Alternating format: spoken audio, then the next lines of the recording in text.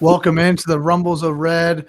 I'm your host, Trevor Steinbacher, here with you. And tonight we will be mock drafting. As you see on your screen here, I got a couple of guests with us. Before we get into it, you can follow me on Twitter at Trev's Fantasy Pod. Subscribe on YouTube at the Rumbles of Red. And as we get into this, we're going to get this mock draft started. We are going to go round by round. It's a 13-round mock draft, regular redraft. We're talking 2021 here. And if you're in the chat, feel free to interact with the show. Drop some questions, maybe your own analysis of our picks. Feel free to roast my guests and congratulate me on a great draft that I'm about to have here. We're going to kick off the draft here and start going around the table. As we go around here, I want to hear – why did you pick the position of the draft? So as you all know, I sent out to you all that you could choose your draft position. You'll see a couple of us are in the middle of the round, and then a couple of us are at both turns. I chose number 2. I'll start because I'll be the first one drafting here. I chose the second position because I know what Christian McCaffrey is. I wanted to see what my team looks like with the second best running back, but also I'm really interested to see what it looks like at the 2-3 turn. Do certain guys fall back to me that are, according to ADP, falling in this round? What does it look like to get a second running back there? I've got a lot of questions at the end of the second round and early third. Matt, I'm going to throw it over to you. You're at 106. Tell us why you chose that position. Yeah, I prefer the middle. Hands down. I don't like drafting at the front. I don't like drafting at the back. I don't like those large gaps in between picks. So anytime I get a chance to pick my draft slot, I'm going to hang towards the middle. And I went ahead and picked 6 because it seems like I draft towards the back end of that middle, if that makes sense.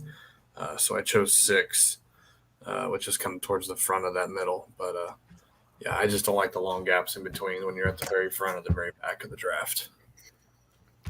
Kyle, welcome in, Chunky Dunker. We've had you on plenty of times before. You're also right there in the middle at 107.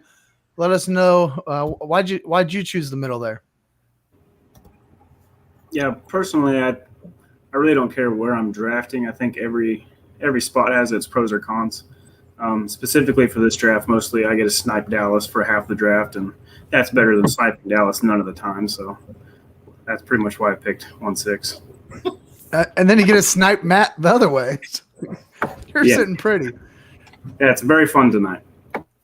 Well, Dallas, welcome in. First time on the Rumbles of Red. We're happy to have you. You're always in the chat. You're always having a lot of fun. We roast you a lot, but it's nice to have you here on the screen. Tell us why you chose 108. Yeah, so I chose 108 because I just like to be in the kind of in the middle of the round typically because it gives you a good feel for, in the first round it's not really that big of a deal because you know who the first 4 or 5 picks are going to be usually. But I just like to sit in the middle, and thankfully Schultz chose right in front of me so I can snipe him on the way back. Absolutely. And Chris, sitting at the back end of the round, you chose the 112 spot. You wanted to hit that turn. Tell us a little bit about why you chose the turn.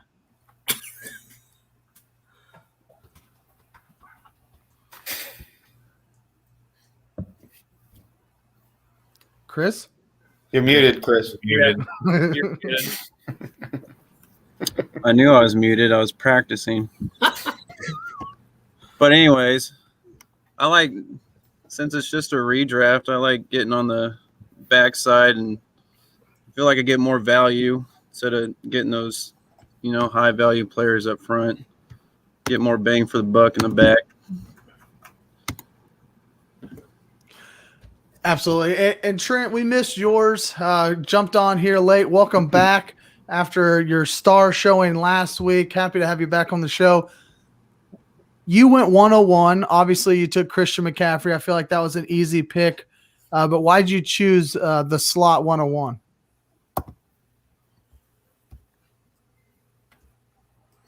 I don't know. Everything else was pretty much taken. I like the middle of the draft like Matt does. I like the end of it. I mean, I like the back-to-back pick on the first round, second round.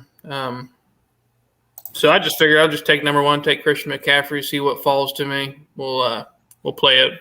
We'll play it by ear on this one. I have no research done. I don't know, no mocks. We're just gonna figure it out. Probably end up with the best team though, so whatever. Well, you do have the best player, so that's a good start to the best team. Shortly after you went, I took Dalvin Cook, just my number 2 running back here. It was, don't get cute, right? We're just going to take running backs. Nick Chubb went 3 overall. I think that was probably, at least to me, that was a surprise. He was definitely in play at number 2. I have a Chubb for old Nick this year, but number 2 felt a little high for me. I almost picked the 4 slot just so I could take Nick Chubb and feel good about it. Saquon Barkley goes, Alvin Kamara goes, and then Matt, you take Travis Kelce at the 106. You pass on the running backs, go with the best tight end in the league. My favorite player ever. Tell us about Travis Kelce. Travis Kelce, apparently. Or Travis Kelce. Yeah, so simple fact, you can start 3 tight ends in this league, and might as well take the best one right off the bat. Like, I'll take Travis Kelce, and I will worry about the rest later. It gives me a leg up on the rest of you guys right out of the gate. I do agree with that, actually. That's why I picked the 8th pick, because I was going to take Kelce in the first round. So I'm not very happy that he took him at 6. Kisses. Sniped already. I think 108 is his current ADP. Yeah. And another bit of a surprise for 2 reasons. One, because you're a diehard Chiefs fan, season ticket holder, and 2, because it's not a running back at the 107. Kyle, you take Stephon Diggs here. What's the reasoning behind Diggs? And Chris, don't time out. Greaves going to time out. Dang it, Chris. But no, with the first round, I think it's easier. It's hard to screw up the first round. It really is. Like, all these guys are tomatoes, splitting hairs. But my first round, I want to be safe. And I kind of want to go wide receiver in a PPR league, back of the first, the middle back. And with Devontae Adams, with the whole Rodgers situation, his contract situation, it's kind of everything's up in the air in Green Bay. Tyreek is one child punch away from being suspended forever. So I went ahead and took a guy that had 120-some receptions last year. He's locked in for another 150-plus targets. He's played at least 15 games the last 3 years, so that is about as safe as it gets for me. Yeah, I like Stephon Diggs a lot. I don't know that I'm taking him that high, but I do like him a lot. Dallas, I feel like kind of had almost an easy pick here as the running backs fell to you.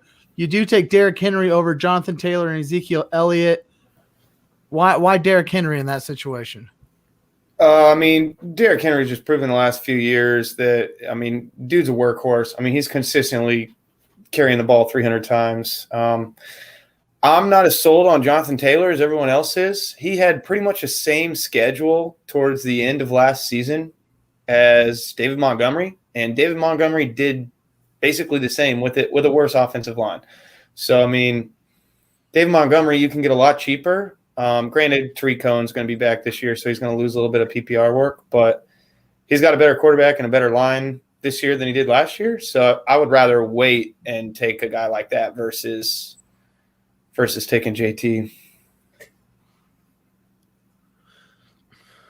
Yeah, he's Derrick Henry, man. I've said my piece on him, but I don't think there's anything wrong with taking him in this situation. And he fell to 108.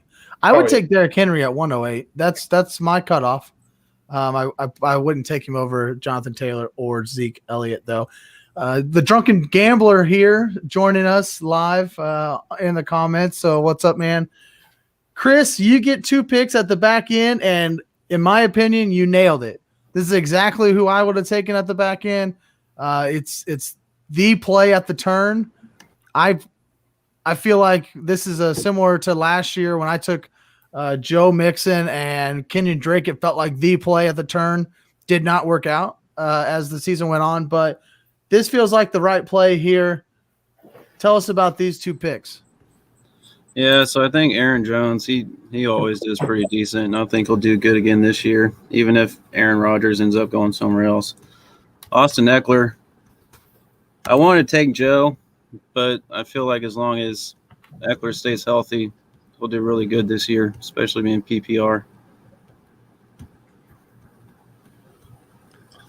I've got those guys both in top 10. Hopefully they pan out.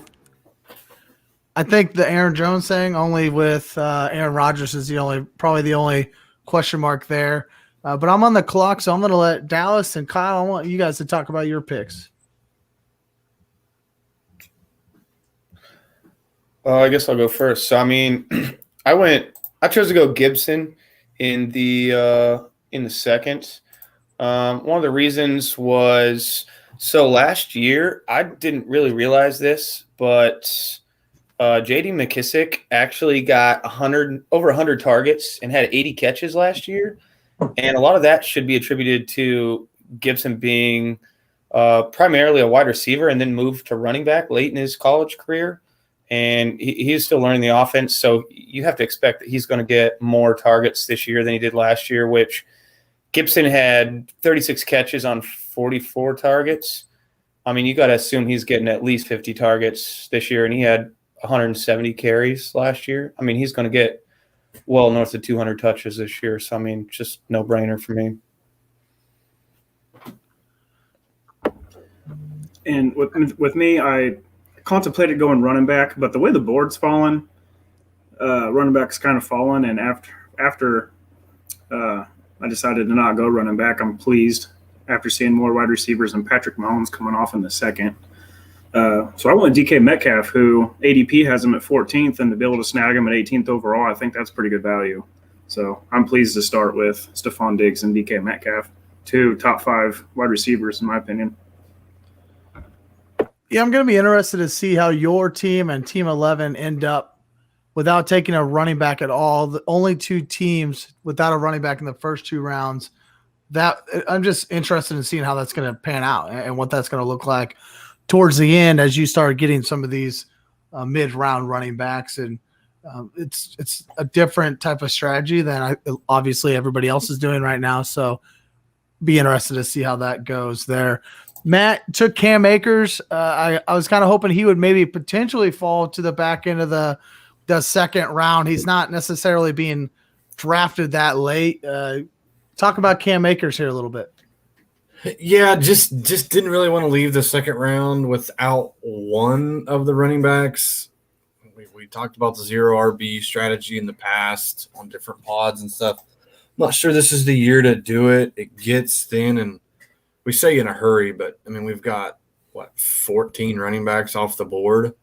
So, I mean, it's pretty, you got, dang near half of the league in terms of teams that you're drafting running backs for. And we talk about how thin the position gets. So I'm not sure it gets that thin. It's just that you want to solidify one of those starting running backs.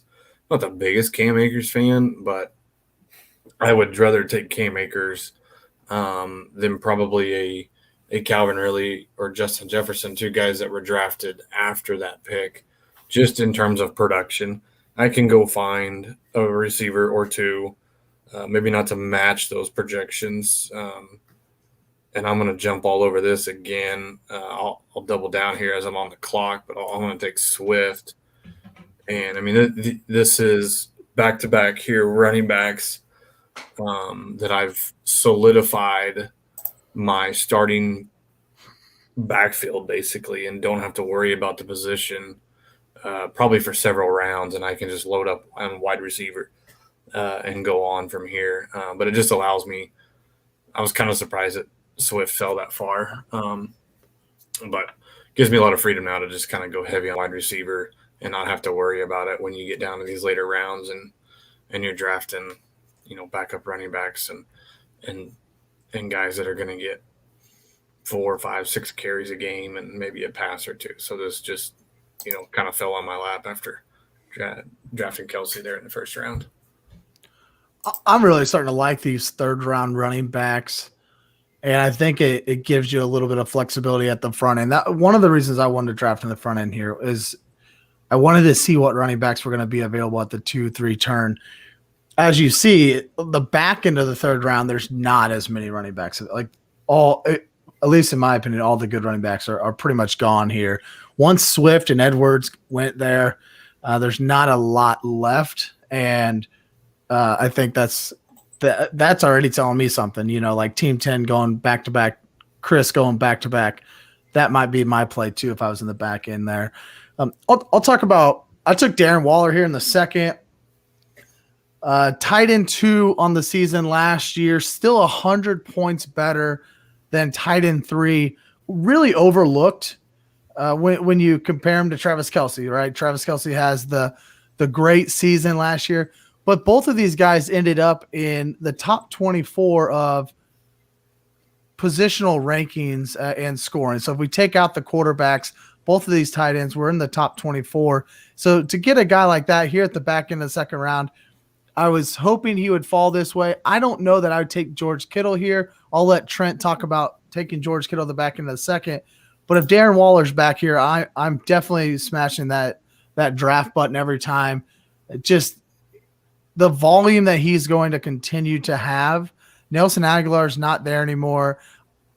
Will Henry Ruggs become a thing potentially? But we all know what's going to happen with Darren Waller, and he's going to get the volume. He's going to get the touchdowns every week, and he's got high upside. We saw the big games from him last year. And then I'll just talk about my third pick. I turned the corner with Najee Harris. I don't want to leave the first 3 rounds without 2 running backs. Exactly what you were just saying, Matt. Get those 2 running backs early so I could focus on wide receiver late. You and I had a similar strategy. We just took it in different ways because you took Kelce in the first, I took Waller in the second.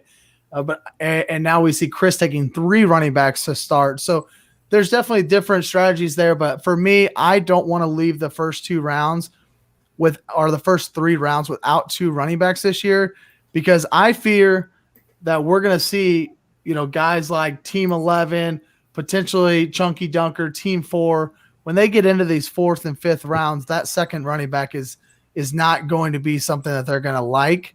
Unless you just love Josh Jacobs, which I think Josh Jacobs just goes here. So at the turn, Trent, you took George Kittle and A.J. Brown back to back. So you now have Christian McCaffrey, George Kittle, A.J. Brown, a star at each position. Talk about those 2 picks. Yeah, this is the one. I mean, this is kind of why I don't like picking first. You have to wait so long in between picks, but then you always get the back-to-back on the second and third. And really, when I pick first, that's what I try to do. I try to get 1 star at each position, running back, wide receiver, tight end. Tight end's kind of different on this one because we can play so many. I usually wouldn't do that if it wasn't, like Matt said earlier, 3 available, and George Kittle was still there. He had injury last year. He absolutely rocked the year before that. I think that injury kind of hurt his stats. He may have a strong comeback this year. We'll see. But I just need somebody at every position in my mind. And we'll come back in here. I would have got 4 more picks, and we'll see what falls to me. But I just needed somebody at every position. And waiting that long in between picks, you kind of got to do that, I think. So we'll see what happens. Yeah, absolutely. And yes, we have 2 flex here in this. So it's set up 2 running backs, 2 wide receivers, 1 tight end, 2 flex. So yes, in theory, you can play 3 tight ends. For all of you that might have a tight end on your mind, just remember, outside of Waller and Kelce, nobody else really got over, I think it's 150 points last year. So just be wary. Now we've got some good tight ends out there this year, potentially with Mark Andrews, Hawkinson. We'll see where those guys land. I already talked about my pick with Najee Harris, J.K. Dobbins with the 303, Michael Thomas, Allen Robinson. Matt went DeAndre Swift, as he talked about. And then Schultz. Now, this is a guy I am not surprised that you took. I'm a little surprised you didn't take Hill in the first, being the Chiefs guy, but I'm not surprised you took Clyde here. Talk about Clyde a little bit. Now, being a Chiefs guy, I love my Chiefs, but I also love winning money. And Clyde Edwards in the third round, I think, continues to be a steal. Whenever you're drafting these middle tier running backs, you want to take the chance on one that has a route to being a top 5 back. And in today's NFL, you got to have those pass catching backs, and everything out of OTAs and all summer long, it's been Clyde working on his hands, Patrick Mahomes working on his short intermediate throws, Clyde going out saying that he expects to be more involved in the passing game. I think that there was just post-draft hype on this guy, and people got burned with him last year, so his ADP's dropping, and I'm going to soak up this third-round value on a potential top 5 back all spring, all fall long until a season starts. And then Dallas going 2 wide receivers, actually, Terry McLaurin and Chris Godwin. So you start 2 running backs and go 2 wide receivers, just the opposite of what Chunky Dunker did there. Tell us about Scary Terry. And also, I'd like to hear a little bit about your 2 Washington players. How do you feel about that? I mean, it doesn't really scare me to go after players that are on the same team, different positions, whatever you want to call it, stacking or whatnot. I mean, Gibson's going to get to work, and obviously Washington didn't really have any other wide receivers other than Terry last year. I think he had it was a ridiculous percentage of the target share. But, this year they brought in, they drafted De'Ami Brown, and they brought in Curtis Samuel. So they have a few more people to throw the ball to, but they also brought in a better quarterback who likes to stretch the field and throw, he tends to throw the ball downfield to the receivers he trusts. There's not really many wide receivers in the NFL that a guy like Fitzpatrick is going to trust as much as Scary Terry. So I'm confident in that pick. I'm confident he's going to get the targets, and, opportunity leads the points. So. On his Washington stack, I get it. McLaurin is kind of an outlier on a bad team, but I would rather have, just talking out loud, I guess, but I would rather have Zeke and CeeDee Lamb or something like that versus Alvin Kamara, Michael Thomas versus Gibson and McLaurin, just because I think that Washington's probably still going to be bad. And Dallas, Trevor, feel free to answer or rebuttal, but I think there's something to be said about stacking a bad team. Yeah, I mean, that offense is going to run through those 2 players, and right. So yes, for sure, volume is always king, right? Will be very, very good, but yes, I do think with the volume there that those guys will be fine. I tend to agree a little bit. They're on different, obviously they have different, they're different positions, but anytime Antonio Gibson's scoring a touchdown, Terry McLaurin's not. So it feels like you're hurting yourself a little bit with the stack. And if it was Clyde, Tyreek Hill or something, a high-powered offense, I don't think we talk about near as much. But yeah, I do think there's a little bit of worry just because Washington's offense isn't so high-powered. But in a vacuum, both players are great, and they're great for fantasy. Yeah. So what I would say is I think their offense actually got better from last year.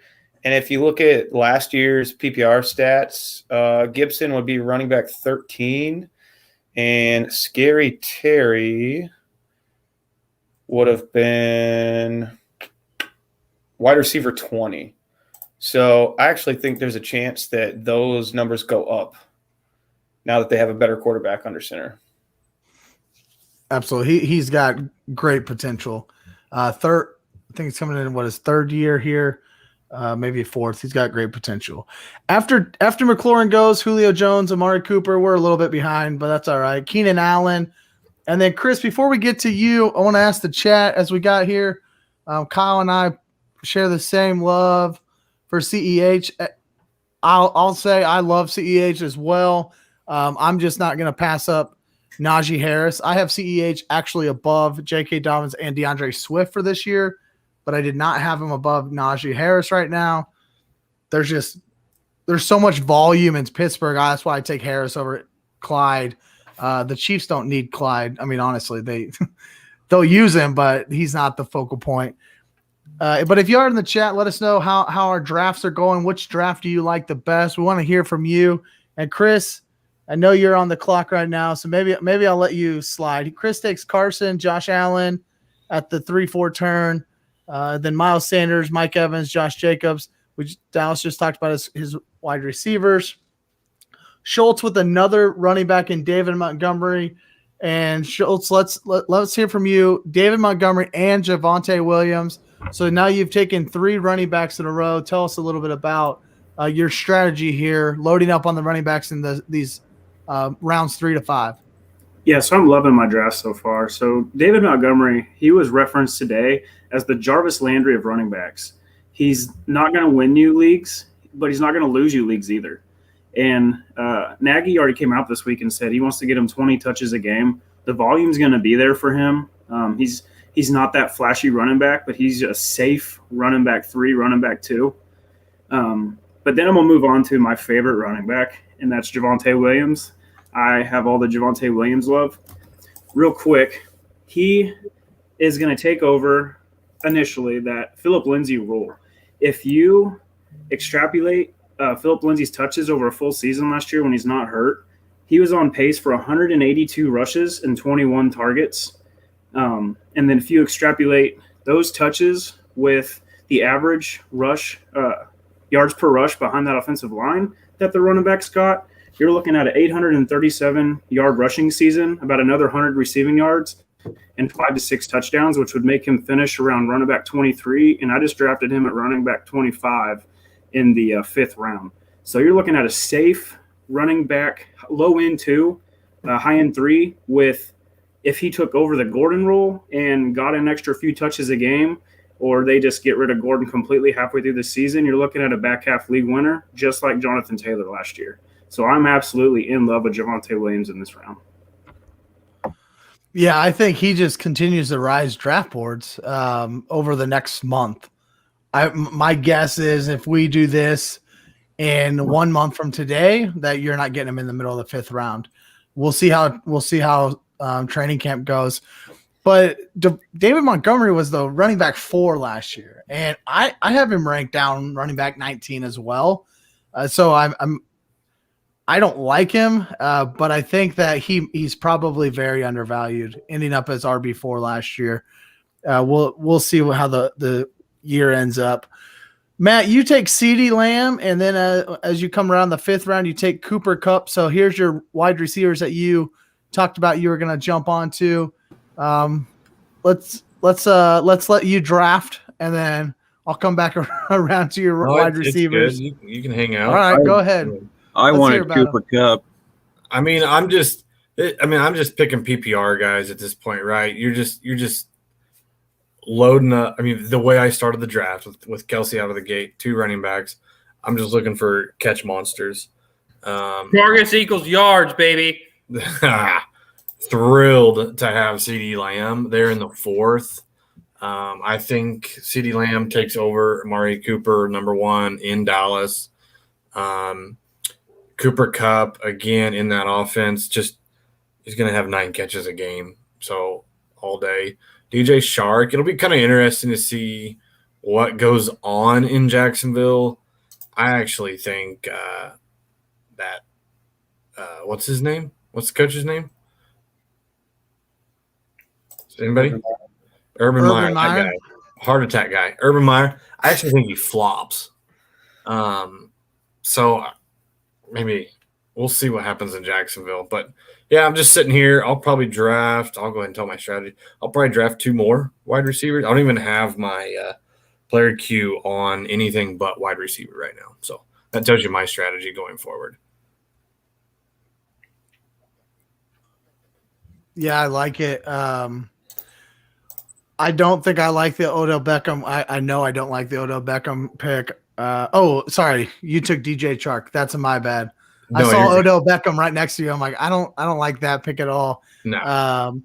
Schultz takes Higgins. I for some reason, I started to think he actually was going to fall back to me. You guys may have seen he was in my queue. So after Lamb goes, DJ Moore, Lamar Jackson in the back end of the 4th, ETN. I took Robert Woods, Deontay Johnson, and then Brandon Ayuk. So I've taken 3 straight wide receivers as well. For me, very similar. I'm just looking at the best value I can get right now. At the front end of the 5th round, I was looking at Deontay Johnson and T. Higgins. I absolutely love T. Higgins. I have him way higher than his ADP, and I was willing to take him there. I just have Deontay Johnson ranked 2 slots higher, so I have to take my rankings there. There's a lot of wide receivers that have gone that I would not have touched in this, and I'm kind of happy about it because for a guy like Brandon Ayuk, I have him at wide receiver 24, falling into the 6th round. Last year, he ended up as wide receiver 35, and he didn't play the entire game or the entire season, obviously. This guy's not necessarily the PPR guy that Matt was talking about, but he's a guy that's going to create. Once he gets the ball in his hands, takes it to the house, whatever, he's going to get the touches, and he's I have to say touches with him, right, because he catches how many balls in the backfield they don't count as receptions, but he's still going to get the touches there. And that's what San Francisco wants to do with him. So I'll take him here. And then I'll pass it on to Trent. Trent, you took Kyler Murray at the back of the 4th, who was on my mind, but I already taken a tight end. And for me, I don't take a tight end and a quarterback in the first 6 rounds. I'll take one or the other, but I'm not going to take both. I need running backs and wide receivers. But I love Kyler Murray, and this is a smash spot, I believe, for Kyler Murray. You get him as the 4th quarterback off the board. I have him as quarterback 2 this season. I think a lot of people are high on him, so I think that's a great pick. And then you also take Gaskin at the 5th as your 2nd running back, Claypool as your 2nd wide receiver in the 6th. And as you're picking here, talk to us about those picks.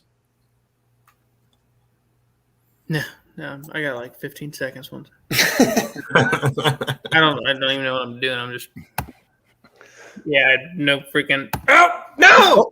Hey, well, you have timed out, and you took Melvin Gordon. So, tell us about Kyler Murray, though. How excited are you to have Kyler Murray in the back end of the 4th round?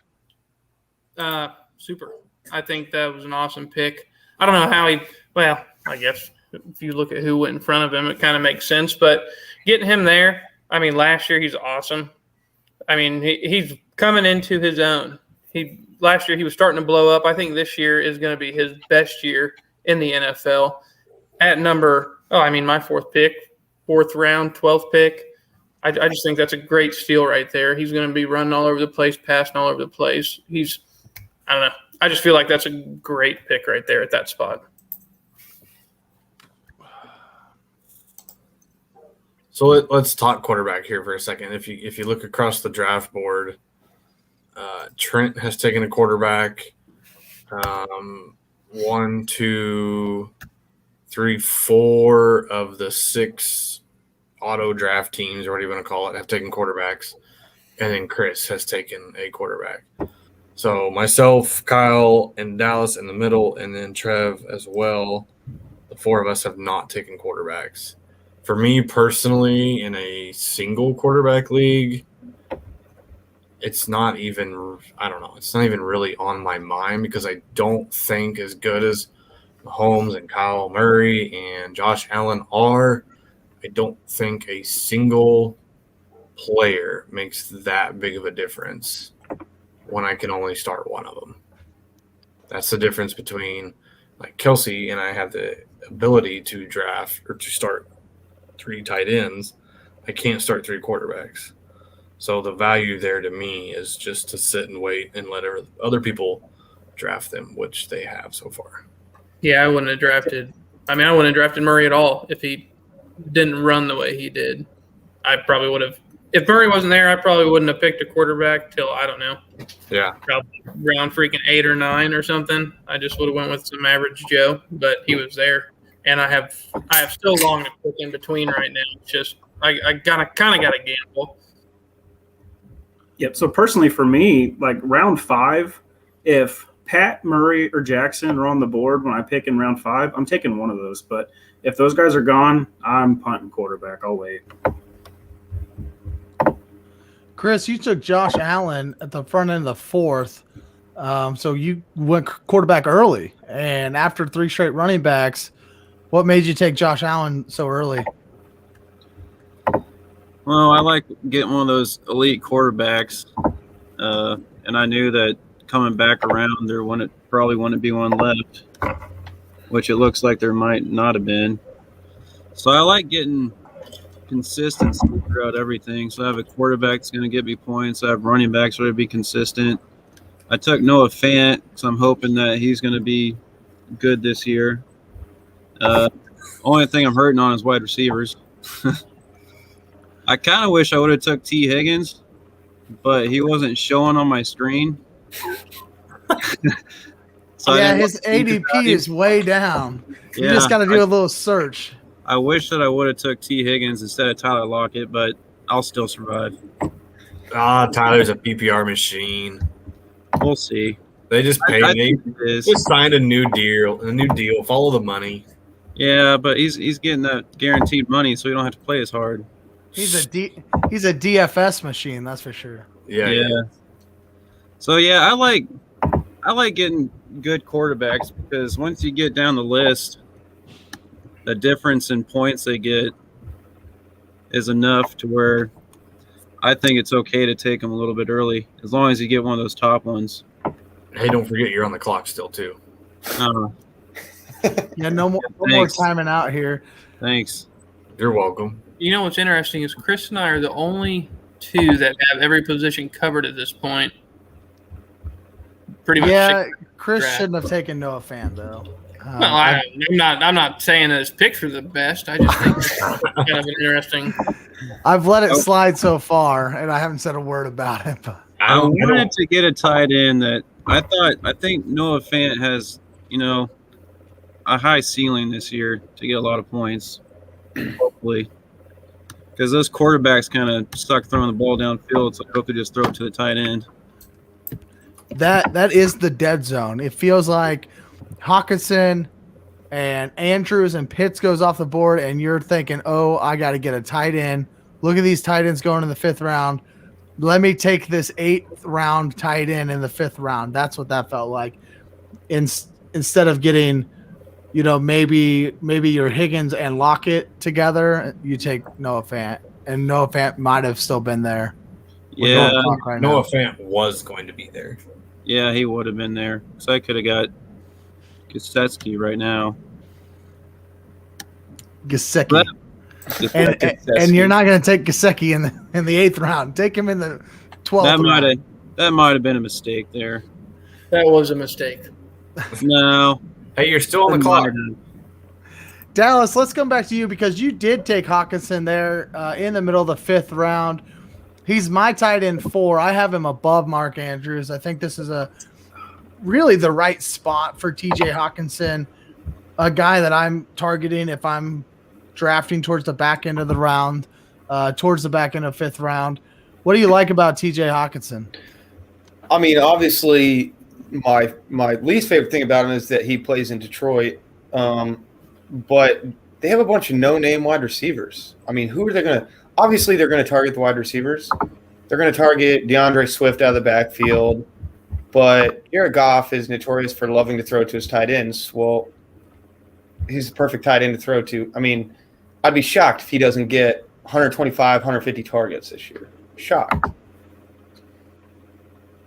Yeah, he's the only one there. That's all they have. And I like Swift and Hawkinson there. I think this Detroit offense is going to be a little bit better than what we're giving them credit for. The team overall, I think, is going to be hot garbage, but Jared Goff was fine, right? For our fantasy players, Cooper Kupp, Cam Akers, Robert Woods, they've all been fine as Jared Goff as a quarterback. So I don't see why I shouldn't trust that TJ Hawkinson and DeAndre Swift could be fine as well. I think that they will be. I really like TJ Hawkinson this year. And like I said, I have him at tight end 4. Usually he's being drafted behind Kyle Pitts. So I like that you took him in front of Kyle Pitts there. There's just too much up in the air with Atlanta in my mind. You have a new offensive coordinator, which obviously coming over from Tennessee, they're probably going to target the tight end quite a bit. But Matt Ryan's getting up there in age. The offensive line tends to always be beat up. They have a 100-year-old running back, and they just traded their 90-year-old wide receiver. So, I mean, they have one young wide receiver and a tight end. Yeah, so who knows what's going to happen? And that running game I think is going to be trash. I think they're going to throw the ball a lot. Yeah. And so Kyle Pitts might just get just off sheer volume, but we haven't seen it from a tight end before. And I know all the oohs and ahs about Kyle Pitts, but for a redraft, that's not a guy that I'm going to bank on in redraft. Matt, you're continuing your run of wide receivers here. You've now taken Jerry Jeudy and Cortland Sutton actually go back to back, which I want to touch on. And then you took Corey Davis here in the 8th, the number 1 target share probably for the Jets this year, I assume. Yeah, I mean, Zach Wilson and Corey Davis hook up. That's what I'm looking at is just the number 1 target share. I mean, he's my 5th wide receiver. I took Jeudy, just personal preference over Sutton. No real analysis there. Denver's still got to find a quarterback that can throw them the ball. But I take Davis. He's still just 26 years old. Big target. So yeah, I'm happy with that. I think Elijah will be fine and feed Davis the ball. But well, I'm going to take a guy here a little bit further down the list. I'm trying to figure out exactly where I have him. I have him at wide receiver 36. So I have him as a wide receiver 3 in a high-powered offense, and that's Antonio Brown. The back end of the 8th, if it actually clicks. Did it go? I get him. Antonio Brown here as my also 5th wide receiver. So you and I continue to do about the same thing. I want to talk a little bit about the turn here. There's a bunch of quarterbacks that I like, and I plan on taking a quarterback here. There's a bunch of quarterbacks that I like here. Aaron Rodgers is still on the board. Tom Brady is still on the board. I knew that Trent wasn't going to be taking a quarterback. I didn't hit draft, and it drafted. I'm just going to go ahead and mute him. I knew he wouldn't be taking a quarterback here, so I went ahead. He probably hit the draft button instead of the Q button.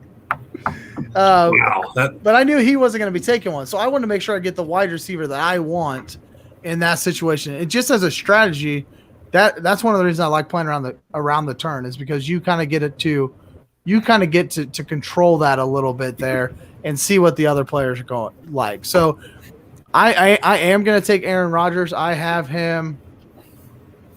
Let me check. I've got him, I think, 1 spot ahead. Yeah, I've got him at quarterback 8. I've had Tom Brady at quarterback 9. I would be happy with either one of these guys in the front side of round 9. I told you I'm going to wait, and that's about how far I'll wait. I do fear that by the time it gets back around, I'm probably sitting in like quarterback 13 or 14 because I could see guys starting to take even their second quarterback at this point. Trent, I'm going to give you a chance to kind of explain yourself. What happened here with Bateman and Debo? Were you trying to queue them up or draft them? I don't know. This stupid thing's got so many buttons. I don't know. I guess I was queuing them up for sure, but apparently I was hitting draft. Next thing you know, I look at my screen and it's not even my turn anymore because the computer picked everything. Well, this is why we want the listeners to practice a little bit. Get your mock drafts in. I've never even heard sure of this you know how to. So I got a link for it. Make sure you know how to use the apps that we're using here. This is the Sleeper app here. We're Sleeper app. Never used it. It's the fastest growing app that you can use. It's very, very good. Chris, I'm going to come back to you. You finally took a couple wide receivers. In the 6th round, you said you took Lockett. You took Jalen Water, the rookie out of Alabama there at the back end of the 7th. And then Tyler Boyd, who is probably getting too much trash talk, I guess, happening. He's probably getting pushed down boards a little too far. Over 100 targets last year, led this team in targets. But, of course, the rookie Jamar Chase was drafted in Cincinnati. How do you feel about those two guys as your wide receivers, and how do you feel about your wide receiver core in general? Well, I hope the Alabama boys still have connection. That's what I'm counting on. I think Boyd. I think surely there'll be enough targets there for everybody with what they're doing. I don't really feel like my wide receiver group is great, but I'll get some points. I've got a better wide receiver group than you, and I didn't even pick two of my guys. I just kind of hit it. No, I don't think so, Trent. I do want to point out, since this is a redraft PPR, Trevor, I really like your pick at, what was that, 7-2 at Robbie Anderson. I mean, he had, 136 targets last year to DJ Moore had 118. So you take that. Christian McCaffrey was out, but Christian McCaffrey coming back is actually a good thing, I think, because that actually lets the passing game open up more. And you have Robbie Anderson's college coach is coaching him, and now he has his quarterback coming back who used to target him all the time in New York. I mean, dude's going to see at least that many targets this year. And he's in a contract season, so we all know he's going to actually maybe try this year. And guys, it's completely unrelated, but Dallas has him in a dynasty league, and he would love to trade him. Oh, yeah. I would. If anybody wants Robbie Anderson, he's for sale. You're talking him up in this because you were trying to trade me for him like 2 days ago. I'm just telling you facts, dude. You can look it up on the internet. When I queued him up, I was looking at everybody's faces. I thought maybe some of you guys in the middle of the round had your eyes on him. Yeah, we've talked a little bit about Robbie Anderson before, but yeah, I would agree. I think this truly is why I want to take those running backs early, because we could talk up all these wide receivers at this point. There's still very few wide receivers that have been drafted that I would say like, nope, I don't want that guy on my team. Right. For me, I don't really care about Odell Beckham in the 6th. I'm probably not taking some of these rookies, Jalen Waddle, Rashad Bateman, Devontae Smith. I'm probably not going to take either. But most of these wide receivers, you can tell a story about why you want them on your team. It's hard for me to tell you why I want James Conner on my team right now as a running back in the back end of the 8th round, right? Unless it's a need. So I think that just further drives the point to pick those running backs early and then just feast on these wide receivers here. The Robbie Andersons, Antonio Browns, the Curtis Samuel in the middle of the 9th by Schultze. Talk about Curtis Samuel, and you get QB1 Ryan Tannehill. That's a nice pick here in the middle of the 10th round. Yeah, Kyle, you're looking good. And you're also muted. Let me try that again. So I feel like I'm winning this redraft league. To get the QB2 in all of fantasy the last 2 years in the 10th round that's pretty dang good value. Obviously, he's not going to finish QB2 this year, but pretty safe floor to finish a QB1. Adding old Julio Jones isn't going to hurt at all. I'm mad about that pick. I want to go back and talk about Mike Davis as well in the 8th round. Atlanta's offense is probably going to be not as good with Julio gone, growing pains with Kyle Pitts like you guys were talking about earlier, but he's locked into a starter's role. He showed last year he's more than capable of doing it, and touches and receptions mean opportunity, and opportunity means points. So to be able to get another starter in the 8th round, his ADP, I think, is going to start creeping up the more redraft leagues get going. But again, I think he probably deserves in the 6th round range. So again, to get him in the 8th round, I love that pick.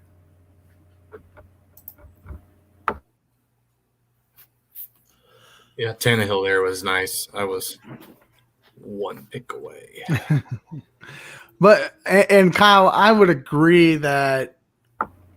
I mean, I'd rather have Mike Davis over James Conner, Kenyon Drake, Trey Sermon. Especially that deep. I mean, I'm going to take the starter. Yeah, and he was fine last year whenever he had that opportunity. But what I'm questioning is why you have 4 running backs on your team through 8 rounds. That seems like overkill a little bit there. Was that your strategy coming in, or is that just taking value as it's fallen? 100% taking value, and the only spot I'm missing is a tight end. And look at that tight end board. You know, am I really upset to be missing out on the guys that I didn't get? I'm upset with Team 4 because instead of that Cortland Sutton pick at 7-7, I had Goddard queued up to be taken at 7-7, but Team 4 sniped me. Fun Goddard fact that I seen today: he had a top speed on a reception last year over 25 miles an hour, which was the second fastest recorded run last year out of anyone in the NFL. And that's a big ass tight end. That was impressive. Was that before or after he got knocked out in that bar in South Dakota? Definitely before. So it's definitely a question mark on whether or not he can do that again. But it was there before, so that's impressive. He's a big dude, and he should be locked into a lot of targets in Dallas or Philadelphia. It's kind of the same thing with Hawkinson and Detroit. You know, who else is Hurts? I mean, I think Hurts is garbage, but who else is he going to throw to? Devontae Smith's a rookie, and then who else you got? You know, Ertz is going to be gone. Goddard's locked into 100 targets as long as he's healthy, minimum. I'm shocked that Ertz hasn't been moved yet. Yeah, I think he ends up in Buffalo eventually, and when he ends up in Buffalo, his ADP is going to skyrocket. Whew. I'm not shocked by anything Philly does anymore. It's just a garbage organization. Say hello to Deshaun Watson. What's less shocking? Anything negative coming out of Philadelphia or a Chiefs player getting arrested? How many times? In a group text yesterday, I was like, does Richard Sherman getting arrested for domestic make him more likable to the Chiefs? I mean, he fits the profile.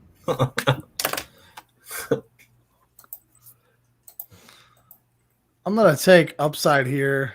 Well, maybe not. Way to dodge the subject. Snipe. Oh shoot!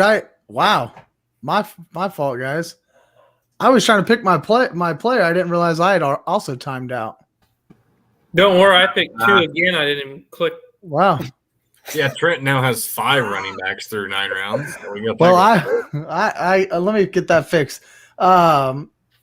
Chris, let's go back to you here. You took Michael Carter at the 10-01, Michael Pittman at the 9-12. I really like that Michael Pittman pick.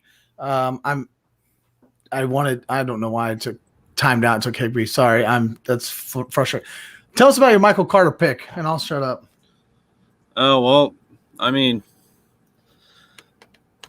I just hope he goes in and catches a lot of passes, and he's shown that he can run the ball.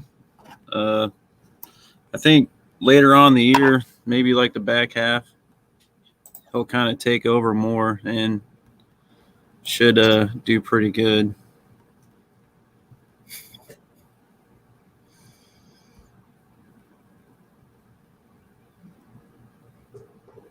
Yeah, I think he's getting a lot of camp hype as well. I think he's another running back. We talked about Javonte Williams in Denver moving up the draft boards as we get closer to August and closer to September even. I think Michael Carter's another guy that we could also see start moving up those draft boards as we move on there.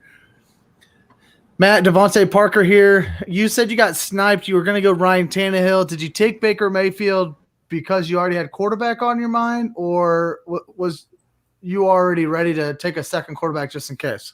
Yeah, just maybe a little more panic than anything. I kind of did forget that this was only 13 rounds, so I was probably fine, but I missed out on the first run up there in the beginning, which I was fine with, and then I was really hoping Stafford would fall, and then I really don't care about Brady. Deshaun, probably not going to play. Hurts, I'm kind of with Chunky and not think he's garbage. But yeah, just there was just enough guys coming off the board that I did think that it was time to take one. So I'll take Baker. Baker. I was sitting there with Matt Ryan or Baker. Matt Ryan's gonna have Kyle Pitts, obviously, but he doesn't have Julio. Tight ends are notorious for kind of needing 2 years to really get into the league and get established. So I don't expect great things out of Matt Ryan this year from a statistical standpoint. So I'll take Baker. He doesn't hurt you. He broke my heart a few times last year. Who's that? Baker only getting like 4-6 points a couple games. Man, It was those weather games in Cleveland. They had what was like 3 games in a row. They had a shit ton of like just winds and terrible weather. It was terrible. I took Baker. Gosh, maybe in House of Cards. Is that what it was? Like 2 years ago to open, and he had that god awful rookie season. I'll trade him back to you. Come on. I'm very upset here that I had Mecole Hardman queued up. That upside is too good, and freaking Schultze snipe me, man. Snipe me. Come on, dude. So you take Mecole Hardman Jr. and Henry Ruggs? Yeah, I mean, I truly do think now that Tyrell Williams is gone, Ruggs and even Brian Edwards. I mean, they were both rookies last year, and Edwards, both of them really dealt with a bunch of injuries. And I mean, Derek Carr doesn't get enough. I mean, I hate the Raiders, don't get me wrong, but Derek Carr doesn't get enough love for producing the numbers he does with absolute garbage team around him. I mean, yeah, Josh Jacobs was good, but the rest of the team, well, there's nothing there. I mean, I guess you have Waller, but I mean, you got 2 players, so it's the sky's the limit. Somebody's got to get those targets. They had like 90 vacated targets or something to wide receivers, something like that. It's put up or shut up for them too at this point. Right. I agree. I mean, they're in year 2. They know the offense, and if they're healthy, they should produce. So. And they're going to be behind all the time. I mean, there's going to be targets to go around. They're going to throw the ball 45 times a game. I agree. I'm just not happy. What are you not happy about, Trent? Talk to us, buddy. Come on. Pick. You what? Are you guys' queue? I feel like I put him in the queue. I don't know why the hell it's just drafting automatically. Whatever. You know what? I still think my team's on. Do you have auto pick selected? Right there in your queue, there's like a little slider that says auto pick. Well, damn sure if it ain't green. That's definitely what's going on, bud. Stupid thing. Trent, you do get Chuba Hubbard though, and you obviously it's a good handcuff to Christian McCaffrey. Are you happy about that? Was that something you actually wanted to happen? Yeah, I mean, I have all these players on my queue, and I guess they're in some kind of order. But I got a bunch of players on there that I've just been kind of watching and waiting on. And Hubbard was obviously on there because I got McCaffrey number 1. I think Hubbard's going to be good if McCaffrey ever gets hurt. Best handcuff in the league at the moment, besides Madison over there at the Vikings, in my opinion. So I'm not mad about that. I'm just mad I didn't get a click draft. I mean, what if I had a thought and it was a better thought, It was a better thought. I don't know why the board is showing Schultze still. I'm also auto picking because I'm a little delayed, I believe. Chris, Tony Pollard here, and then Amon-Ra St. Brown. What was your thought here with St. Brown? I like St. Brown a little bit there, and I also want to go on record and say I did not draft Todd Gurley. That was not a me thing. That was my computer still catching up with everybody else. But tell us about St. Brown. Yeah, you guys were talking earlier about Detroit and nobody else, to throw the ball to. But I think St. Brown, he's going to show up and be that Cooper Kupp for old Goff this year. From what I've read, he's a volume. hard-nosed son of a gun tough worker, so I like him. Should have opportunity there. Dallas, you do know this isn't a dynasty league, right? I see you take Adam Troutman there. It's going to be hard when he's having the ball thrown to him by either Jameis Winston, who is going to throw it over his head, or Taysom Hill, who's not going to throw the ball to him. But Adam Troutman here in the 12th. I want to address Matt's. He had LASIK surgery, so he can now see. So please quit slandering James Winston. But no, I could have went wide receiver there. I probably should have went wide receiver there. But that's me making up for getting sniped by one of those computer teams, because I came into this draft expecting to draft Kelsey, take a running back, and then with my third pick, take Michael Thomas. And I obviously none of that happened. Except for the running back in round 2. You're absolutely fucked from the beginning then. Yeah, exactly. So I had all my points on why I was going to draft Kelsey. And then Michael Thomas I'm all in on Michael Thomas this year. He's gonna ball out, whether it's Jameis or Taysom. Hopefully it's Jameis, but his numbers with Taysom last year were outrageous too. So it's a win-win. So that's me trying to catch a piece of that offense, because I do think it's going to be better than people expect. Well, in the chat, they're saying Dallas doesn't know what he's doing. It's obvious. I would agree. I would agree with that. I stand behind that there. And then, Kyle, you take Jonnu Smith, who changes teams in this offseason, goes from Tennessee to New England, but he's not the only guy that went to New England. Do you think this is the tight end one in New England? And do you think Cam Scam Newton can actually hit him? I'm going to go off of what Matt said earlier and follow the money. Bill Belichick loves Jonnu Smith. He paid him more than he paid Hunter Henry.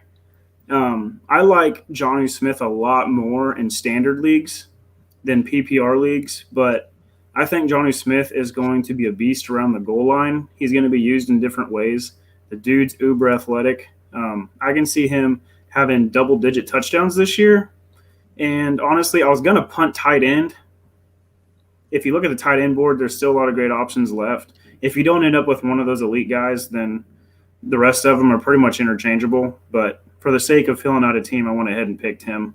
And then now that I'm on the clock, I'm going to rebuttal with Trent a little bit when he talked about the best handcuffs in football. The best handcuff in football actually belongs to someone who probably was just drafted, because I don't see him anymore. I already got him. Damn you, Team 5. So I was going to – Darrell Henderson. Yeah. He's a flex option with a healthy Cam Akers, in my opinion, in that offense. But if Cam Akers goes down, the dude was more efficient than Cam Akers last year. He's going to be involved in the passing game. If Cam Akers gets hurt, Darrell Henderson is a top 5 running back. Stamp it, put it in the mail, send it to whoever, period. That's a fact. I'm going to piggyback on that. I totally agree. I don't know if it was an article I read or what it was, but Sean McVay basically said he learned from the Todd Gurley thing. He's not going to run his stud young running back into the ground. You have to – obviously Cam Akers is going to get more carries, but Cam Akers averaged like 8.5 points a game last year, and Henderson was like 8.7 points per game. I mean, it's – yeah, that was going to be my next pick too. So I'm glad that Team 5 sniped you, because I would have been really upset if you'd sniped me. Said you go Gabriel Davis, which I like a lot here. John Brown has departed from Buffalo. Do you think Gabe can end up as the number 2 in Buffalo? And did you take him because you have a guy like Stephon Diggs in the early, or is this just a guy you like? This is 100% a guy I like. And I think Cole Beasley's a wild card right now. He's the whole anti-vaccine, fight the power, very vocal about this whole COVID situation. He more than likely is going to play, but the dude's old. He's running on those Chris Grieve knees. They're going to go out at any time. So if Cole Beasley was to go down, Gabe Davis is locked into 110, 115 targets. So this is an upside pick. If I need to cut him and grab someone at another position, it's easy to do. Yeah, this position here. So we go 13 rounds for this one. We cut out rounds 14, 15, which would usually be kickers and defense. So these guys are guys that we're probably dropping. You know, we're gonna know week 1, week 2 whether or not we're gonna keep these guys long term. One of the reasons I took Russell Gage here in the 13th round as the number 2 wide receiver in Atlanta. If Kyle Pitts doesn't come out hot, then Matt Ryan's going to have to throw the ball to somebody outside of Calvin Ridley. So I like Russell Gage there. Dallas, your last pick, you take Nico Collins. I like that a lot. He could be the number 1. I mean, Brandon Cooks is there, so maybe the number 2, but should see plenty of volume in Houston if Houston fields a team this year. But tell us about that flyer there before we move over to Chris. Yeah, so I mean, like you said, that's just a high upside pick. Who's going to catch the ball? You have Brandon Cooks, who somehow always manages to be a top 20 wide receiver, even though he's played for like 32 different teams.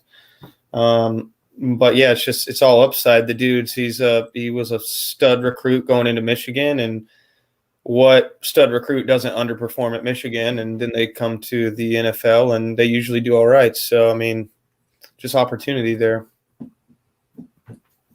Big target too. What, 6'4"? Big guy. So I own him in some dynasty league. And then Chris, you end the draft with Gerald Everett, second tight end off the board for you.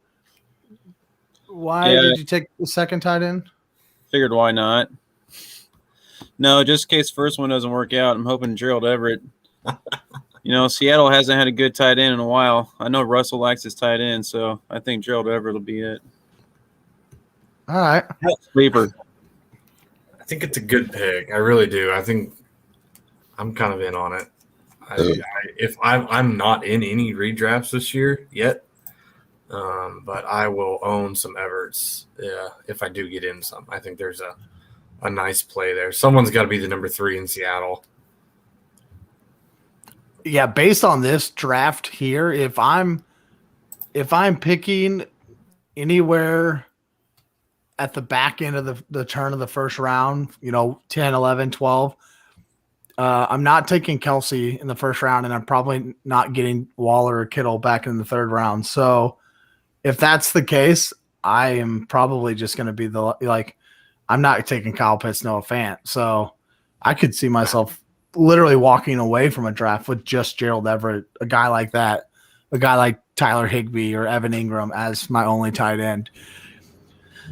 We're going to run through here. I want to just give each of you kind of an opportunity to talk about your team. If you're in the chat, we know we're running long. We like to do that just because what else is there to do on a Thursday night other than grab your beers and put the kids to sleep and then enjoy some rumbles of red.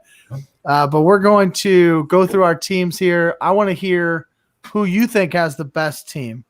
Again, as I said at the top of the hour, roast my guests, congratulate me because I killed this draft.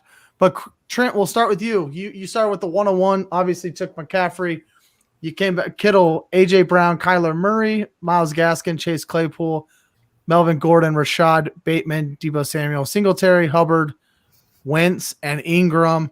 How do you feel about your draft? We know you had a little bit of user malfunction there in the middle of the draft, but overall, how you feel about this team? Yeah, the computer picked half his team.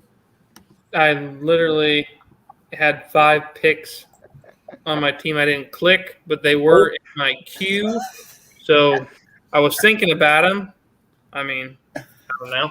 But no, Christian McCaffrey at 1. I don't know. That wasn't really a hard pick. George Kittle. I will say, if I thought that I was going to get Evan Ingram, that was kind of an auto pick down here around 13. I wouldn't have got George Kittle up here in the second round. I would have went with J.K. Dobbins or Najee Harris. I mean, really, Evan Ingram, he was only Giants really receiver. I mean, he was double teamed most of the time because he was really the only threat. They just had injuries. On injuries last year, Giants really weren't that good, but this year could be a big year for Ingram. AJ Brown, love it. He's gonna be good. I think Julio went over there to Tennessee, maybe sharing targets. That may help him, may hurt him. We'll see. Kyler Murray, love it. He's a good quarterback. He's going to produce some points. Myles Gaskins, that's going to be a big question mark down there. My receiving core, I think overall, I don't know, average, maybe below average. Rashad Bateman, he could get a lot of targets this year though. I mean, he may just step in there and just start getting targets from Lamar Jackson like no one's business. We'll see how that goes too. But like you said, yeah. Hey, he worked on it this offseason. Yeah, Lamar wants to throw more this season. Anyways, what I was saying was he's a rookie. It may take 2 or 3 years like most receivers. Deebo Samuel, he had a pretty good season last year. Hubbard handcuffed McCaffrey, Singletary.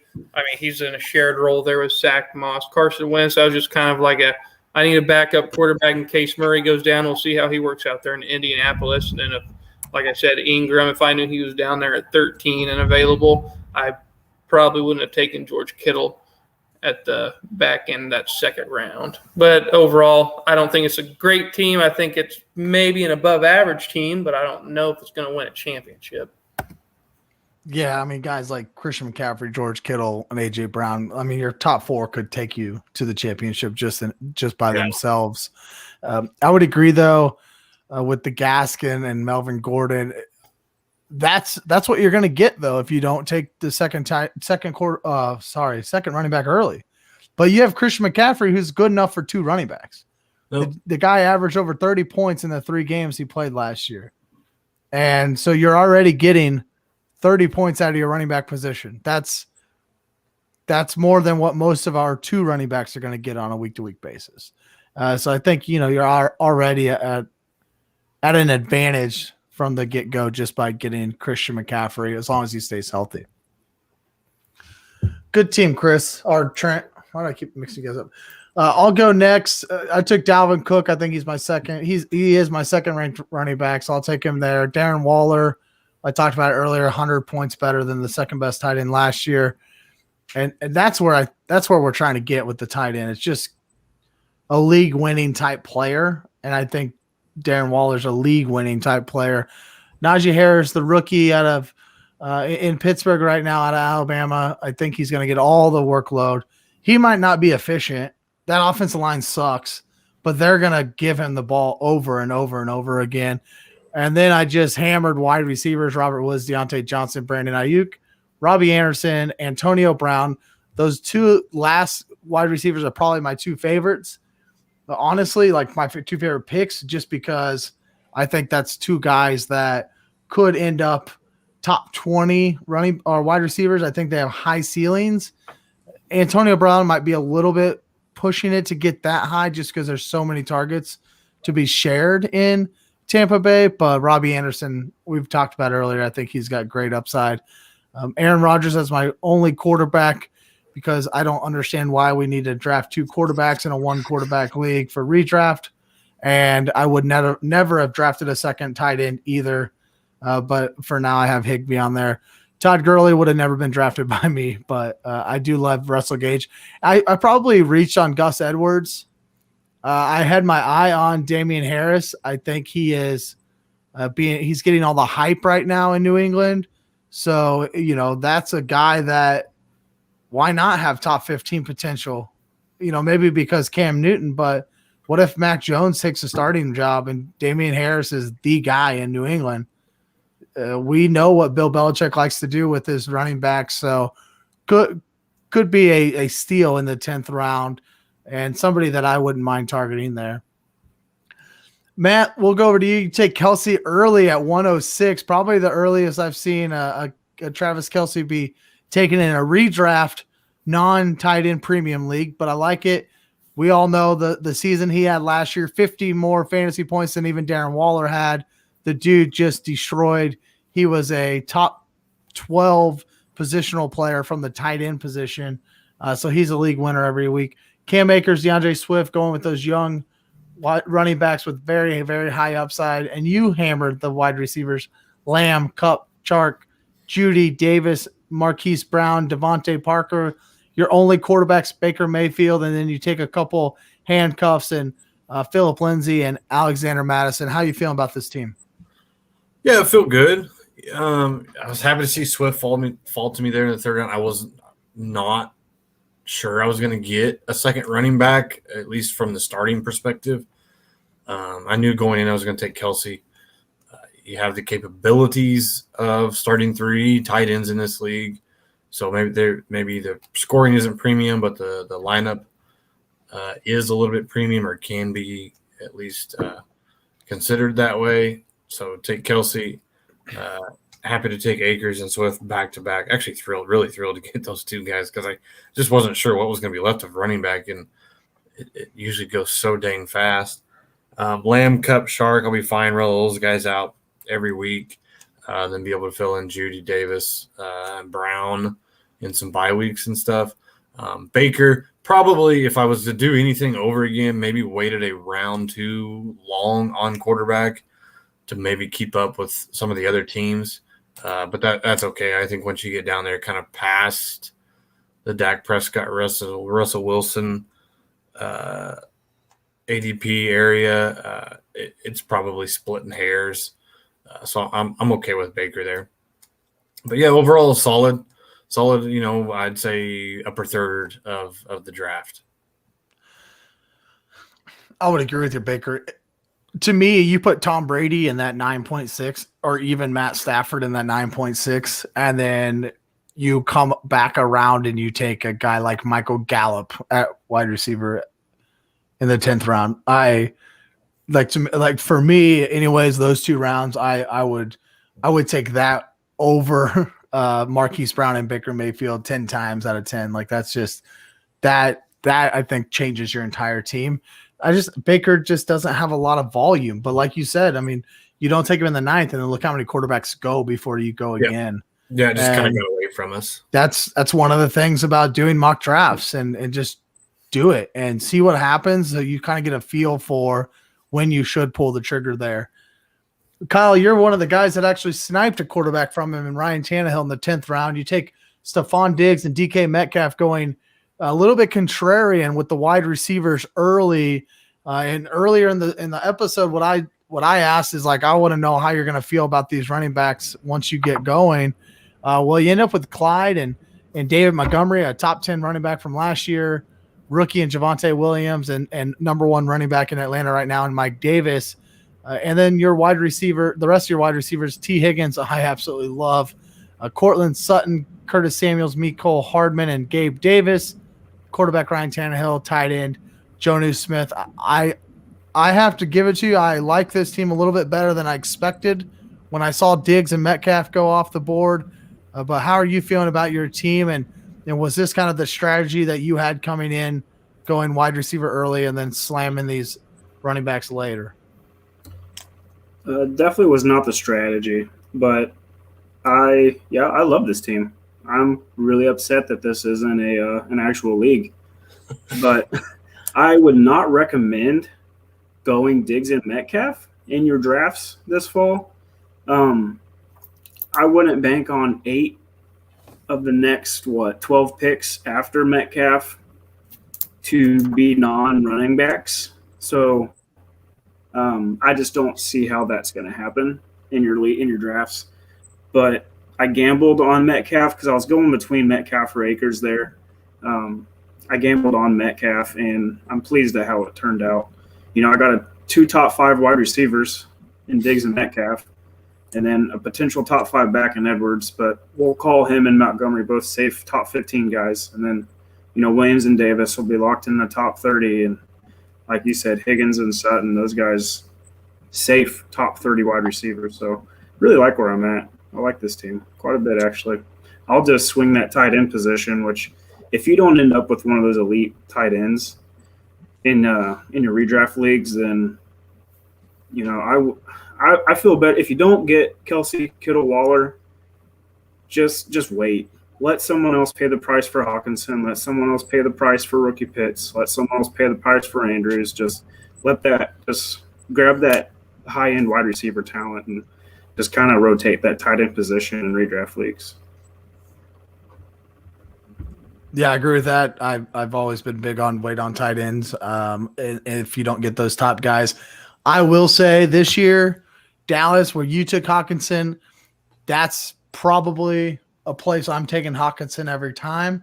But he's the only one I'm taking there. I'm not taking Andrews, Pitts, Fant, any of these other guys. I'm on the same page as Kyle in the sense of like if I don't get the top three or Hawkinson here in the back end of the fifth, I'm not taking a tight end at all. And it doesn't matter. Even if I know that I'm going to be the top of the fifth round, I'm not going to just reach for Hawkinson. So I think just knowing your draft position as well helps you kind of understand, yeah, I'm going to take tight end, or no, I'm not taking tight end probably, unless, something worldly happens, like George Kittle falls to the back end of the third round for some stupid reason. So Dallas, you take Hawkinson there at the back end of the fifth. You start your draft with Derrick Henry and Antonio Gibson, back-to-back running backs, Terry McLaurin, Chris Godwin, Juju, Chenault, Mike Williams, Ruggs, and Nico Collins as your wide receivers. You do add Trey Sermon as a third running back, Stafford, and then Adam Troutman as a second tight end. How do you feel about this team, who I think has good upside? Chris Godwin was the number 2 wide receiver in 2019. Just 1 year removed from a top 2 season. You're getting him here in the middle of the fourth round. How do you feel about this team? Right. No, I mean, I feel pretty good. Obviously, I kind of talked about earlier. I came into this. I picked the 108 slot specifically to draft Travis Kelce. And I had planned to go tight end, running back, wide receiver, and didn't turn out that way. So obviously, I just took the workload with Henry. And then I expected with my second pick to have my choice of Gibson, Mixon, or Najee Harris. And that's kind of the 3 I had it narrowed down to coming in. So I was happy to get one of those. And then with Scary Terry and Godwin, I mean, obviously Terry's the alpha in Washington. And with Godwin, he was out 5 games last year. And he was still not too far behind Mike Evans for the lead in targets with the Bucs. He's the most consistent of those wide receivers. Evans tends to be, he catches 1-yard touchdowns regularly. So that's just not sustainable. But yeah, I was thrilled to get Hawkinson where I did. And then moving on down, I just kind of did the same strategy as Matt, where I tried to go after targets and potential upside. So with Juju, fun fact, I saw this today. There's only one wide receiver in NFL history that's had more than 95 catches and less than 850 yards receiving. And that guy was Juju last year. So, I mean, he finished as, a wide receiver 22, something like that last year. It might have even been top 20. That's floor. That's ultimate floor for a flex play. And that's something that most of my teams never have, is consistency. So I'll take the consistency all day. But then again, on my bench, I just went for upside and potential, and then getting Stafford there in the 9th. LA is going to throw it 35 plus times a game, and Stafford actually has a head coach now and a team around him. So first time in maybe his whole entire career. Yeah, exactly. He got the one thing that Megatron never got, and that was a trade. So he didn't have to retire. So true. Yeah, I don't mind that Stafford late. Watson was an auto pick by the computer, but Tom Brady, Hurts, Tannehill, I have all those guys ranked ahead of Stafford, but I think all of those guys are kind of in that same 10 to 14 range. There's a tier there. They're going to have – oh, absolutely. They're going to have plenty of weeks that they're going to end up as QB1s, and then they're all going to end up, probably a QB20 week just because it happens that way. 1 week, Stafford just can't Akers goes off or whatever and rushes in for 2-3 touchdowns, and Stafford just doesn't have any touchdown equity that week. Those kind of things. Chris will in the team part here with you. You start the draft with 3 running backs. The only team in the draft starting it with 3 running backs: Aaron Jones, Austin Eckler, and Chris Carson. You take the second quarterback off the board, Josh Allen at the beginning of the 4th round, Noah Fant, and then your wide receivers are Tyler Lockett, Jalen Waddle, Boyd, Pittman, and St. Brown. You also grabbed a couple running backs late, Michael Carter, Tony Pollard, and then a second tight end that we already talked about, Gerald Everett. How do you feel about this team, and did you have the expectation of coming in and hammering those stud running backs early, or is that just something that fell to you throughout the draft? Oh yeah, I always love hammering those running backs pretty early. That's kind of a strategy I've always stuck with. I like doing that because we have those 2 flex spots, and I'll just plug those running backs in those flex spots every week, get that consistency. And I got that quarterback that's going to get me points every week and have really good games. I do regret. Well, I kind of regret the Fant pick, as we've kind of already discussed. Was there a W in that? Yeah, regret. I do think that I got a little bit nervous with the tight ends going off. I should have waited for sure. But with everything else, I mean, my wide receivers are going to be fairly consistent with what I have. We only have to start 2 of them, so it'll probably be Lockett and Boyd to start out, and hopefully those other receivers, might pick it up throughout the year. So, I mean, I'm fairly happy with my team. I don't think, looking at these other teams, I don't think it's the best, but you don't got to be the best to win in fantasy. I will say, after not taking a wide receiver until round 6, it could have been worse for Chris, in my opinion. Yeah. I mean, Jones, Eckler, Carson every week. That's Jones, Eckler, Carson every week. I mean, if Carson's there all year, he's going to do great. It's same with Eckler. But if they both get hurt, then I'm just kind of screwed. I like the 3 wide receivers or 3 running back start, especially the back end of the first. So you're not getting that star running back, that Christian McCaffrey, Dalvin Cook, Alvin Kamara. I really think that, I mean, outside of your 5th pick, you switch out Noah Fant for a guy like, T. Higgins, because I absolutely love him. But if you switch him out for a T. Higgins, and I'm probably taking a guy, like a Will Fuller or Corey Davis instead of Tyler Boyd at that time, because I'm not going to take Higgins and Boyd in a redraft. But if that's your team, I would absolutely love this team with Josh Allen at the helm. Josh Allen is not my second quarterback. I think it might even be a little early for a quarterback at 4.1, but it's hard to argue about it, especially knowing you're at the turn and you're going to have to sit there and wait, 24 picks till you pick again. Yeah, I wanted one of those, elite quarterbacks, and at that time, I didn't know if I was going to get one if I didn't pick him there. We are let's do a quick roundtable. I know we're coming up on an hour and a half, but this is too much fun with all you guys. I want to know, if, as you look at this draft board, what surprises you? Does anything surprise you here? I'll start. I'm going to take, I'm the host, so I'm going to take the easy one here, and that's Nick Chubb going at 1.03. I love Nick Chubb, but he is not being drafted that high often.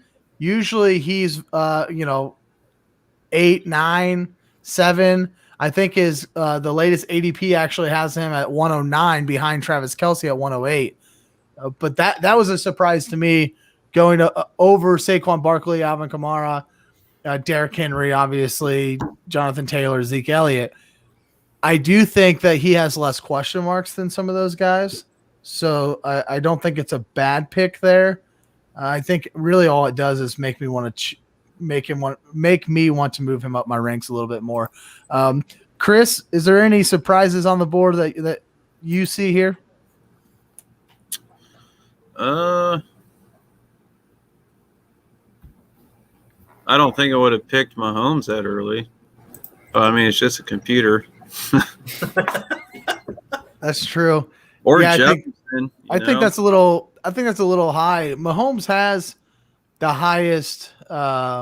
He still has the highest average per game, but you have to expect you might not get the last game, which I know fantasy football doesn't necessarily always play week 18, but you might not get the last game, and the average points per game is 1 to 2 points higher than the second quarterback over the last 2 years. So you're not getting that much of a steal. Although I did hear a stat from the fantasy footballers. They said that he has scored a quarterback 1 week in 75% of his starts. So although over the season you might not get a lot more points, you definitely get that consistency. I still would never take him at 2-8. Not this year. Not with all these running quarterbacks right behind him, Kyler Murray and Josh Allen and Lamar Jackson. I'm not taking him that much sooner than those 3 guys. Matthew, you're next on the board, it looks like. Is there a surprise here for you? Yeah, I think it's Team 11 and how bad they are. 3 straight wide receivers to start, which you've got to like that. Probably the best receiving core out of all 12 teams. But I cannot get behind starting Miles Sanders and Kenyon Drake every week at my 2 running back spots. And then we talked about Kyle Pitts off and on quite a bit this evening. Obviously, the excitement around him is a ton, but usually takes tight ends a couple years to kind of get it figured out. So, and then Joe Burrow, really no, I mean, 7th round pick. No concern there. And then you draft Deshaun Watson, which I will say I own some Watson in some different dynasty leagues, but it's not redraft. But I just can't get behind the Sanders Drake combo every week. Yeah, I would agree with that. I mean, Kenyon Drake, I drafted him in 1.12 last year in our redraft league. So this just shows you how quickly the wheels fall off for running backs. We're going to get into our favorite teams here in a moment as well. Colton says here, Kyle has the best team.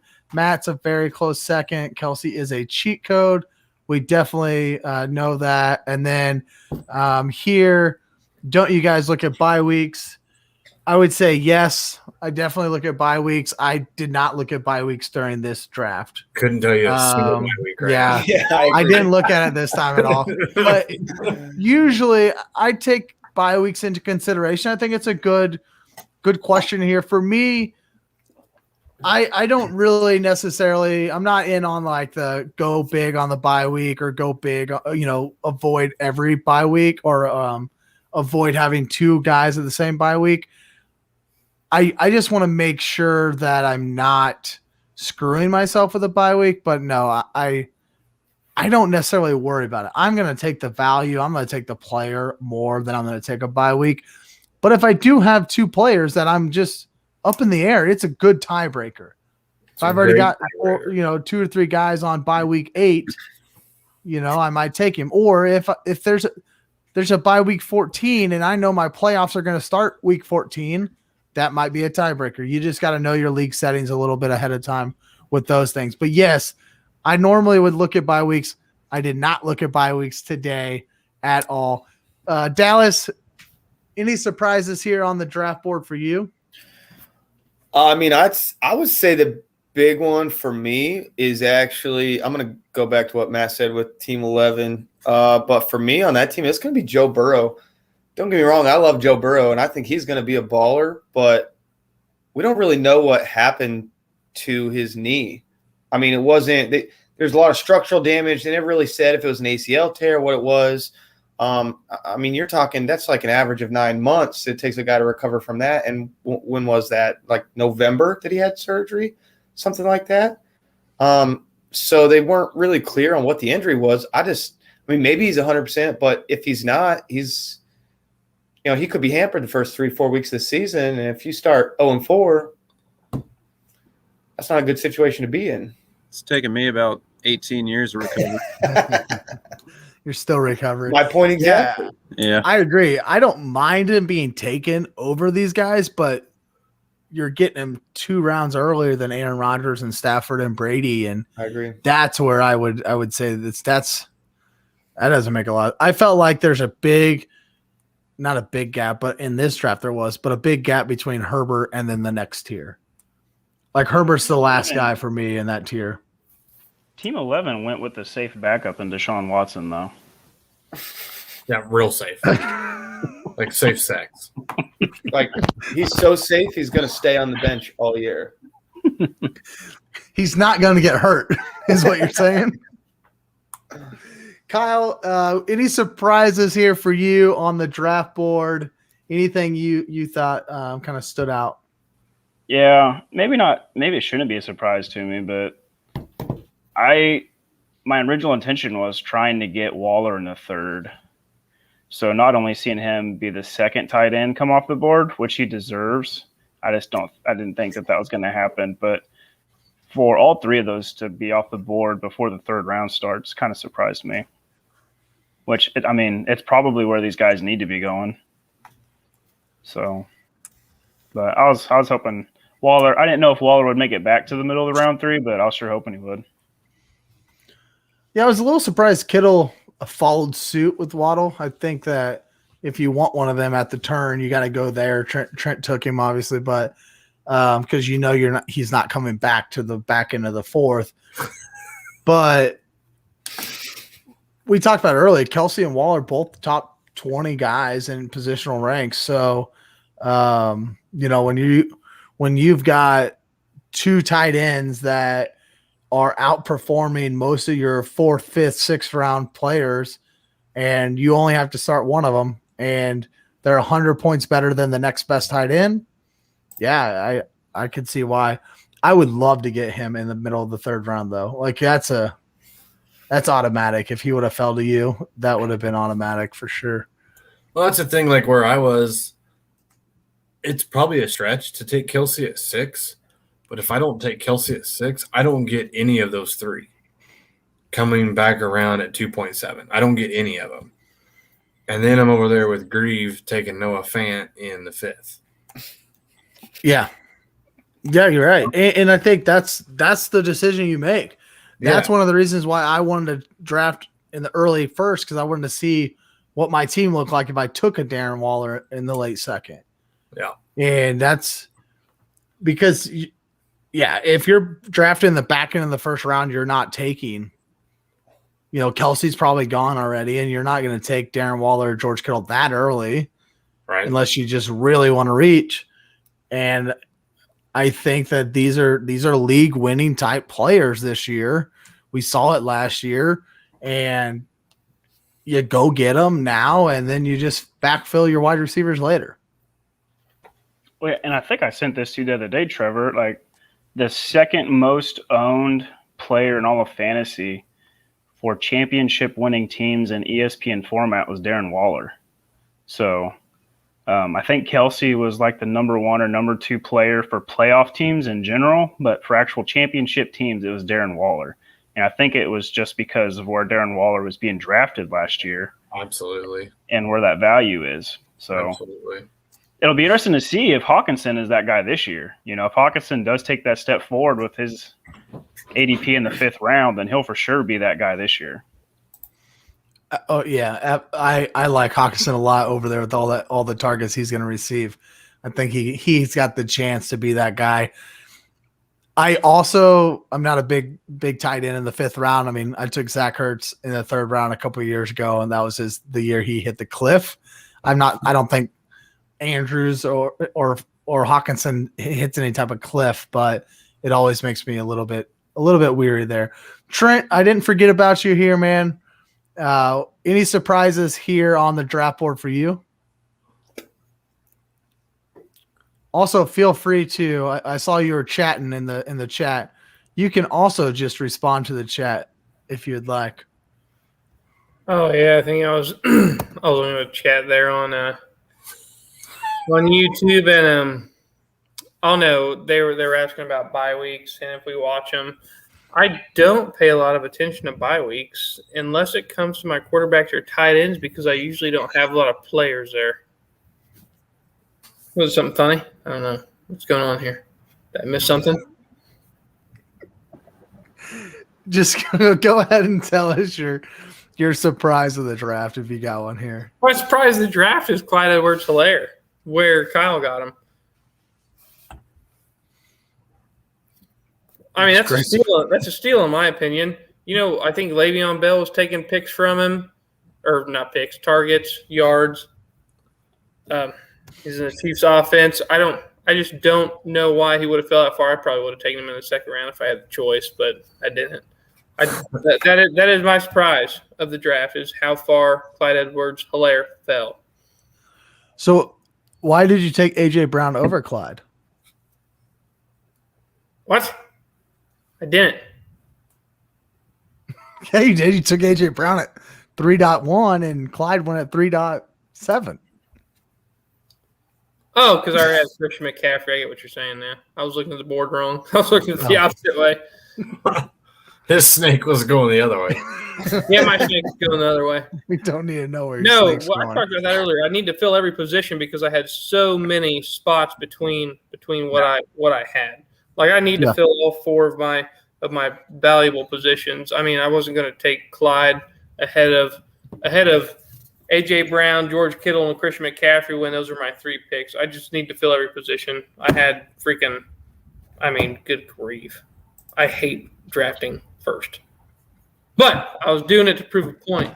My team's great. And I had 5 picks that weren't mine. So I think some of Clyde's value is an overreaction to what had happened last year. Last year sucked for him as far as value. He was going in. That's not fair to him. Redraft leagues. Media blew him up. He was 1.01 in all rookie drafts. And I don't know, Trevor probably knows, but I'm assuming he was a top 12 or 15 pick in any redraft.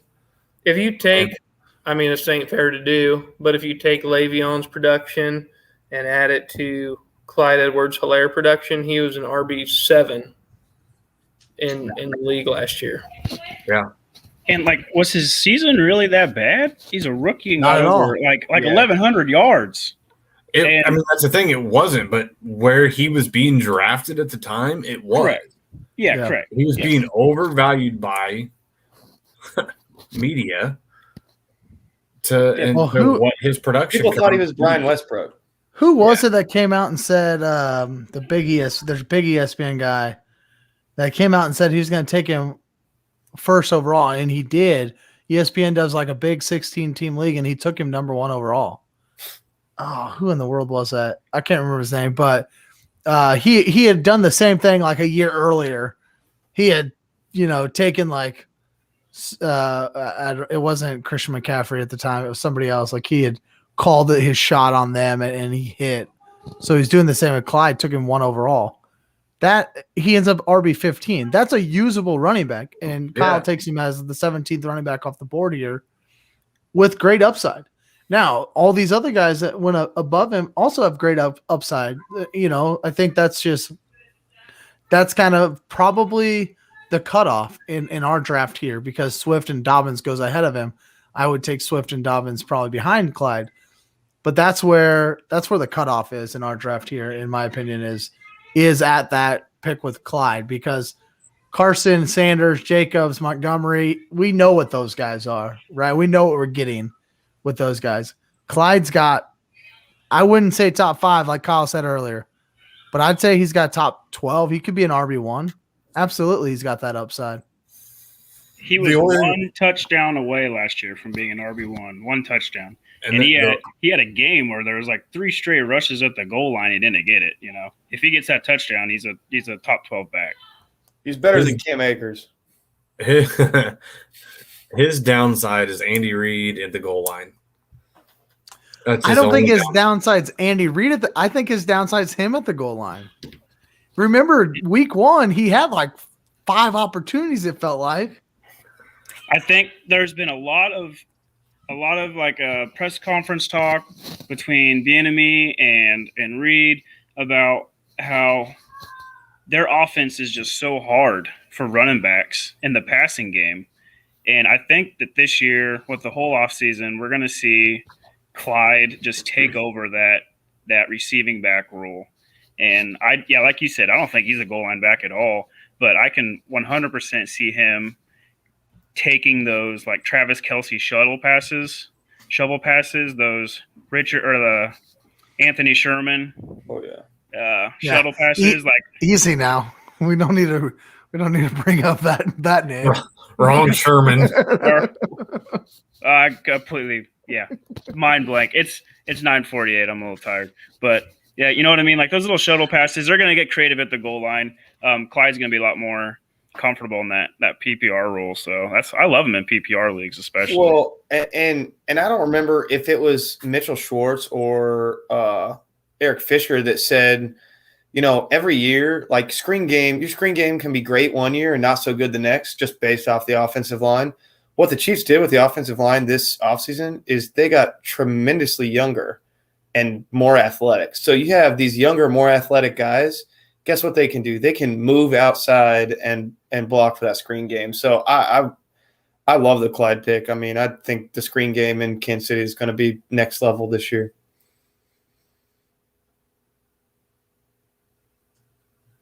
We all love our Clyde. All right, so let's finish up here. Last thing we're gonna do. I want you to pick a champion and why. We know, right? The season isn't based on your draft, especially in redraft. We're not playing best ball here, but just looking at the draft board here, who wins this season, and give me the reason why you think they win. We'll go round table here, then we'll finish up. We'll try to beat the 2 hours because everybody's tired of looking at our faces here. Trent, you get are you coming from the garage today, or you're not at the shop, are you? Nah, straight garage. Come from the garage. Hey, don't forget. It wasn't too hot today, so the garage is cool. Don't forget you can get your coffee here at wrong one. Threads and More. Go follow them on Facebook. I still got it from last week. Ready to go there. Yeah, Trent, give us who's gonna be the champion here and why they winning it all. I believe that it's gonna be Team 9. The computer of all teams. Jacob Taylor first round, Josh Jacobs fourth. I don't know. Josh Jacobs. I'm not super high on him this year, but if he is the RB1 there. They had DeAndre Hopkins, Julio Jones, Jamar Chase. We'll see Jamar Chase. We'll see if he produces first year. We know a lot of receivers don't, but Jamar Chase is very, very good, great skill set. And then they had Mostert, David Johnson, Zach Moss as their backups right behind Jonathan Taylor and Josh Jacobs. I think that's great for them. And Zach Ertz, you were saying earlier, you think he already hit his peak, but he's still going to produce points for that team, and I think they would probably make a run for the championship here. I mean, they got Dak Prescott in the 6th round, Jalen Hurts. Matt thinks he's going to be a bust. I'm not too sure on him either. I think he could be a bust, but he's a good backup there. As a starting quarterback with a new system coming in. So I have confidence in that Team 9 to really take this thing.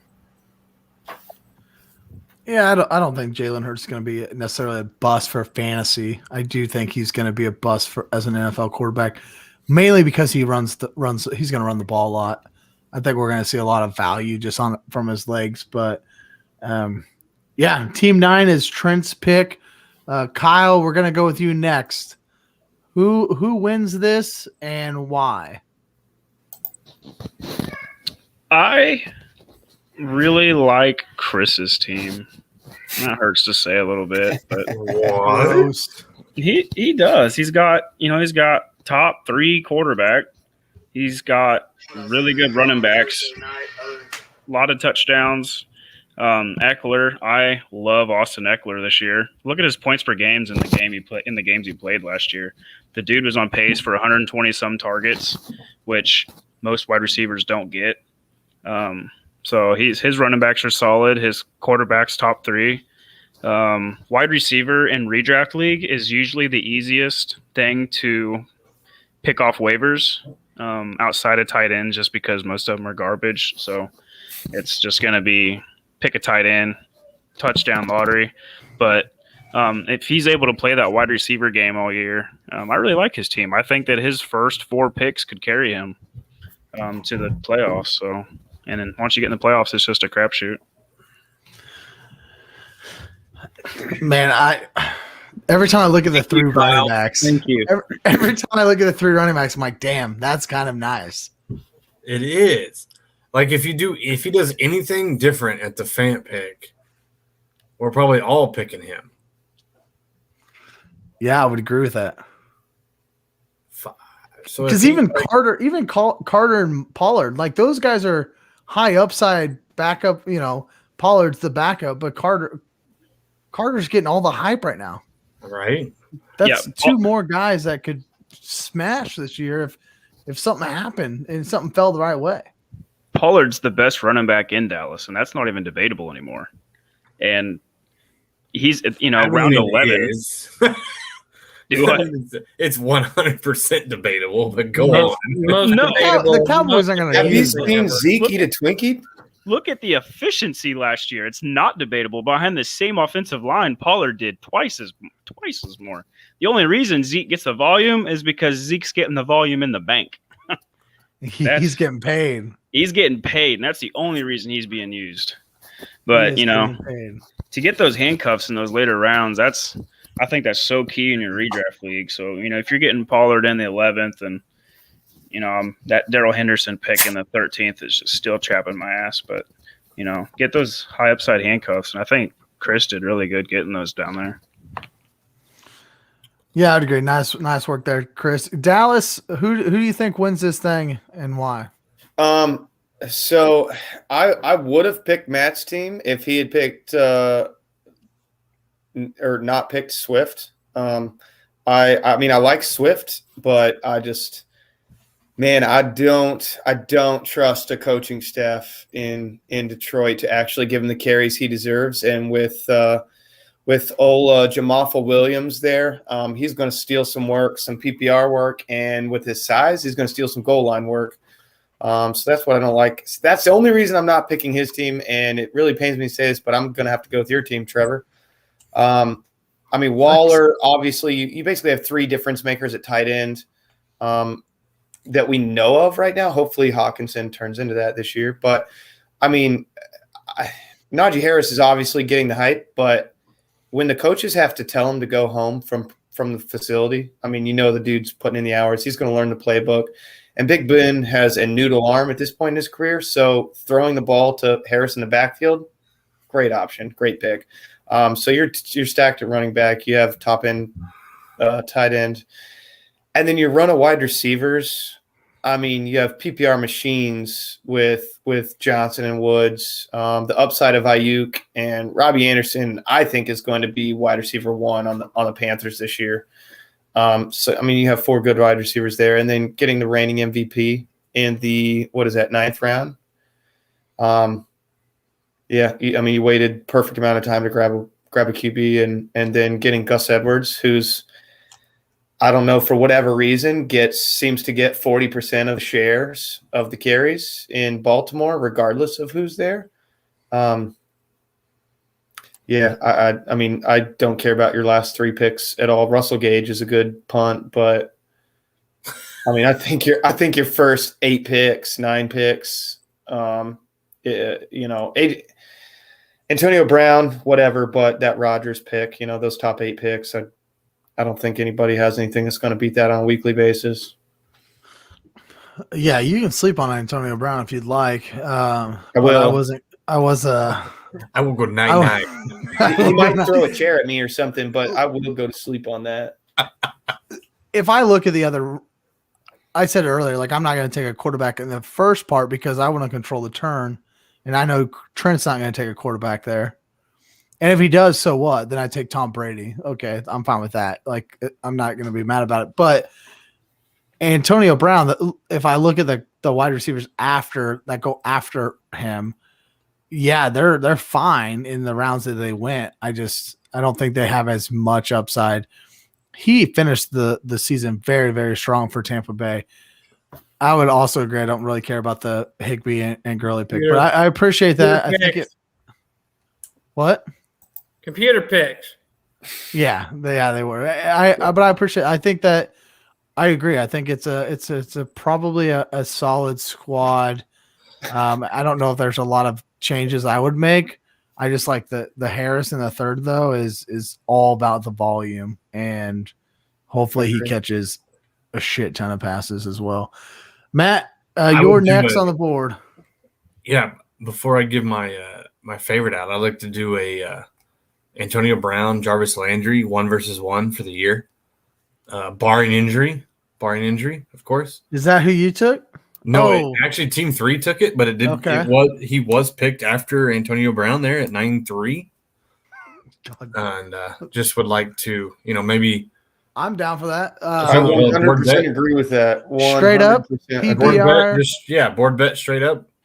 Straight PPR up, who points. wins it? All right. I will take Antonio Brown.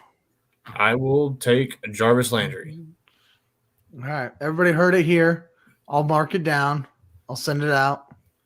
And I'm not going to make it right now, but I'm going to say that Antonio Brown ends up as a top 30 wide receiver this year. So not making a bet on it. I'm just making the bet on better than Jarvis Landry, but you can shake your head. That offense is good. That offense is going to be even better this year. We all hate Tom Brady. We all hate Tom, but it's only those three. What else is he going to do? Cameron Brate, and you have OJ Howard coming back. You tell me how many times Cameron Brate and OJ Howard are going to catch the ball this year? 20 maybe. Suspension. 20 maybe. Half the amount of catches that Gio Bernard's going to get. Keyshawn Vaughn, you gonna throw him in the mix too? We're just gonna name every player on the Tampa Bay Buccaneers at this point. You'll have to skip me. I have a child that's awake. Chris, you are up. All right. Chris, did you go yet? Yeah, you're up. Who's gonna win it and why? Well, I'm looking at our teams. I like Matt's team, but I really hate Baker Mayfield.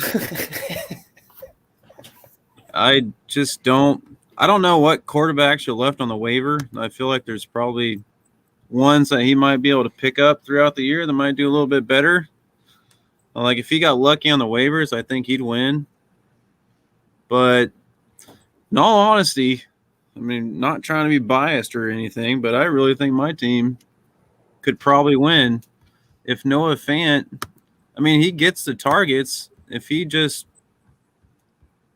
Noah Fant does decent, I think my team will win just because of consistency, especially with my running backs. Running backs and that quarterback, I feel like I could win. If Noah Fant hits, yeah, I would agree with that. That's the problem. That's the tough part, right? It's a big if. Yeah, he is a big if. Because I got Noah Fant's definitely an if. I'd pick Matt, but I definitely don't like Baker. Kyle's team is a close. I mean, Kyle's team's a throw up too because I like Kyle's team, except I don't know if I like Montgomery, but I don't have much faith in him producing like what he did last year. But even with Mike Davis, if Mike Davis could probably do the same, if not more, than Montgomery, potentially. So, I don't know. I guess everybody has those question marks, but I'm just picking that my question mark's going to win. Yeah, I hear you there. You know what I'm saying? Jalen Waddle's a pretty big question mark. Big question mark. He doesn't even have a picture on the board, dude. Well, I got Yeah. Lockett and Boyd going. He's a That's who I'm nobody. going to start. Boyd's the number 3 wide receiver on the team. Yeah. Who doesn't have No. a gamble on their team though? Like every one of us probably have a gamble pick. Yeah. I mean, mine's Chase Claypool, in my opinion. I mean, I don't know what the hell. I picked him as my wide receiver too, pretty much. I mean, who knows what's going to happen there? You're going to call Todd Gurley, who's a free agent, a gamble pick? All right, I'll take it. I would agree. Chris, you have a solid team, and I would not choose your team to be the champion, though, because you made a terrible pick in the 5th round. Dallas, you have a decent team. I really like Matt Stafford, but it would be against the Rumbles of Red brand to choose any team that has Derrick Henry as a running back before Zeke and Johnny Taylor. So, sorry, can't pick you. Schulte, I actually like your team a lot more than I expected to. I seriously, I did not expect to like this team at all. Love Ryan Tannehill as your quarterback, but I'm not going to choose you to win at all. Sorry. I like Matt's pick. I love DeAndre Swift. Somebody else said that they did not like Matt's team because of DeAndre Swift. I disagree with that. I love this a lot.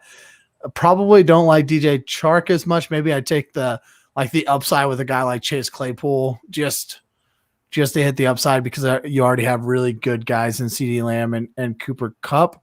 But Baker Mayfield is definitely, I agree with Chris. He's a reason I would not choose your team to win it all this year. And so that leaves me with the last one of Trent, and I'm not going to pick Trent either. I'm actually going to go right here in the middle, team 3. Nick Chubb. You guys know how I feel about Nick Chubb. I'm not huge on J.K. Dobbins. If I was in that position, I'd much rather take DeAndre Swift or Clyde. But Justin Herbert in the 7th, I think he's got very high potential this year. Justin Jefferson as your first wide receiver. And then these wide receivers after that. Like he waited till the 8th round. He took Will Fuller, Jarvis Landry, and Michael Gallup. I love Michael Gallup. I was going to try to take him in the 10th round as well. I'm not big on the second tight end, second quarterback, but I think his running backs are top notch. He's got the top tight end. He's got a top 5 potential quarterback. And then these wide receivers of Will Fuller, Jarvis Landry, and Michael Gallup, I just like that a lot as late round wide receivers there. If I was picking just out of all of us, I would definitely pick Kyle's team. I think you did a really nice job of not picking a running back in the first 2 rounds and still ending up with some of these guys. I can't say much about it that I don't like, honestly. So that was a really good draft by you. Matt, we didn't get yours. Let's get yours, and then let's wrap this thing up. Yeah, I'll be quick. I was kind of leaning towards team 9. To be honest, I really like the Hopkins, Jones, Chase, Prescott stack there. Not a huge fan of Jacobs in the number 2 slot, but I think it's a fine number 2. I've seen Josh Jacobs be drafted as the number 1 running back in several teams. And so to get him at number 2, I think that's fine. And then even, they punted tight end essentially all the way down to Ertz. And I think that's fine. They're going to be able to recoup those points in other areas. They only got to start the one tight end. They can rotate other guys in the flex there. So I'll kind of be different there and go with team 9.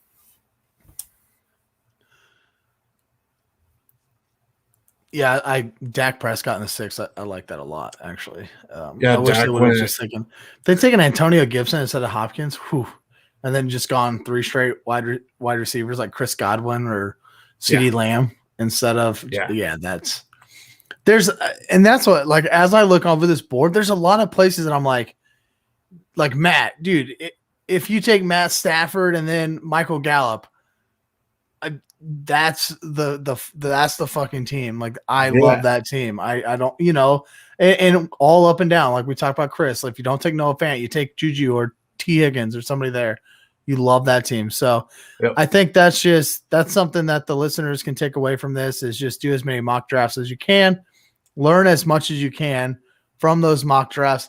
A lot of these ADPs are going to change over the next 2, 3, 4 weeks because the rookie hype is just going to get hotter. These rookies are going to keep going up the board. I would say guys like Odell and Chark and Edmonds, Robinson, maybe they start falling down the board further. So just keep an eye on where your guys are falling and see where you need to take a leap of faith and maybe reach for a guy here and there. But let's close this out. I thank all of you guys. Thank you guys for joining me for the mock draft. If you were in the chat and you stuck around this long, thank you. I appreciate it. We love that you all get involved and interact and send in those chats. Hit that like button on your way out. Subscribe on YouTube at the Rumbles of Red. Follow me on Twitter at Trev's Fantasy Pod. You can find the podcast on Apple, Spotify, or Google Podcasts. We'll be back next week for a live show, and we will see you then. Good night.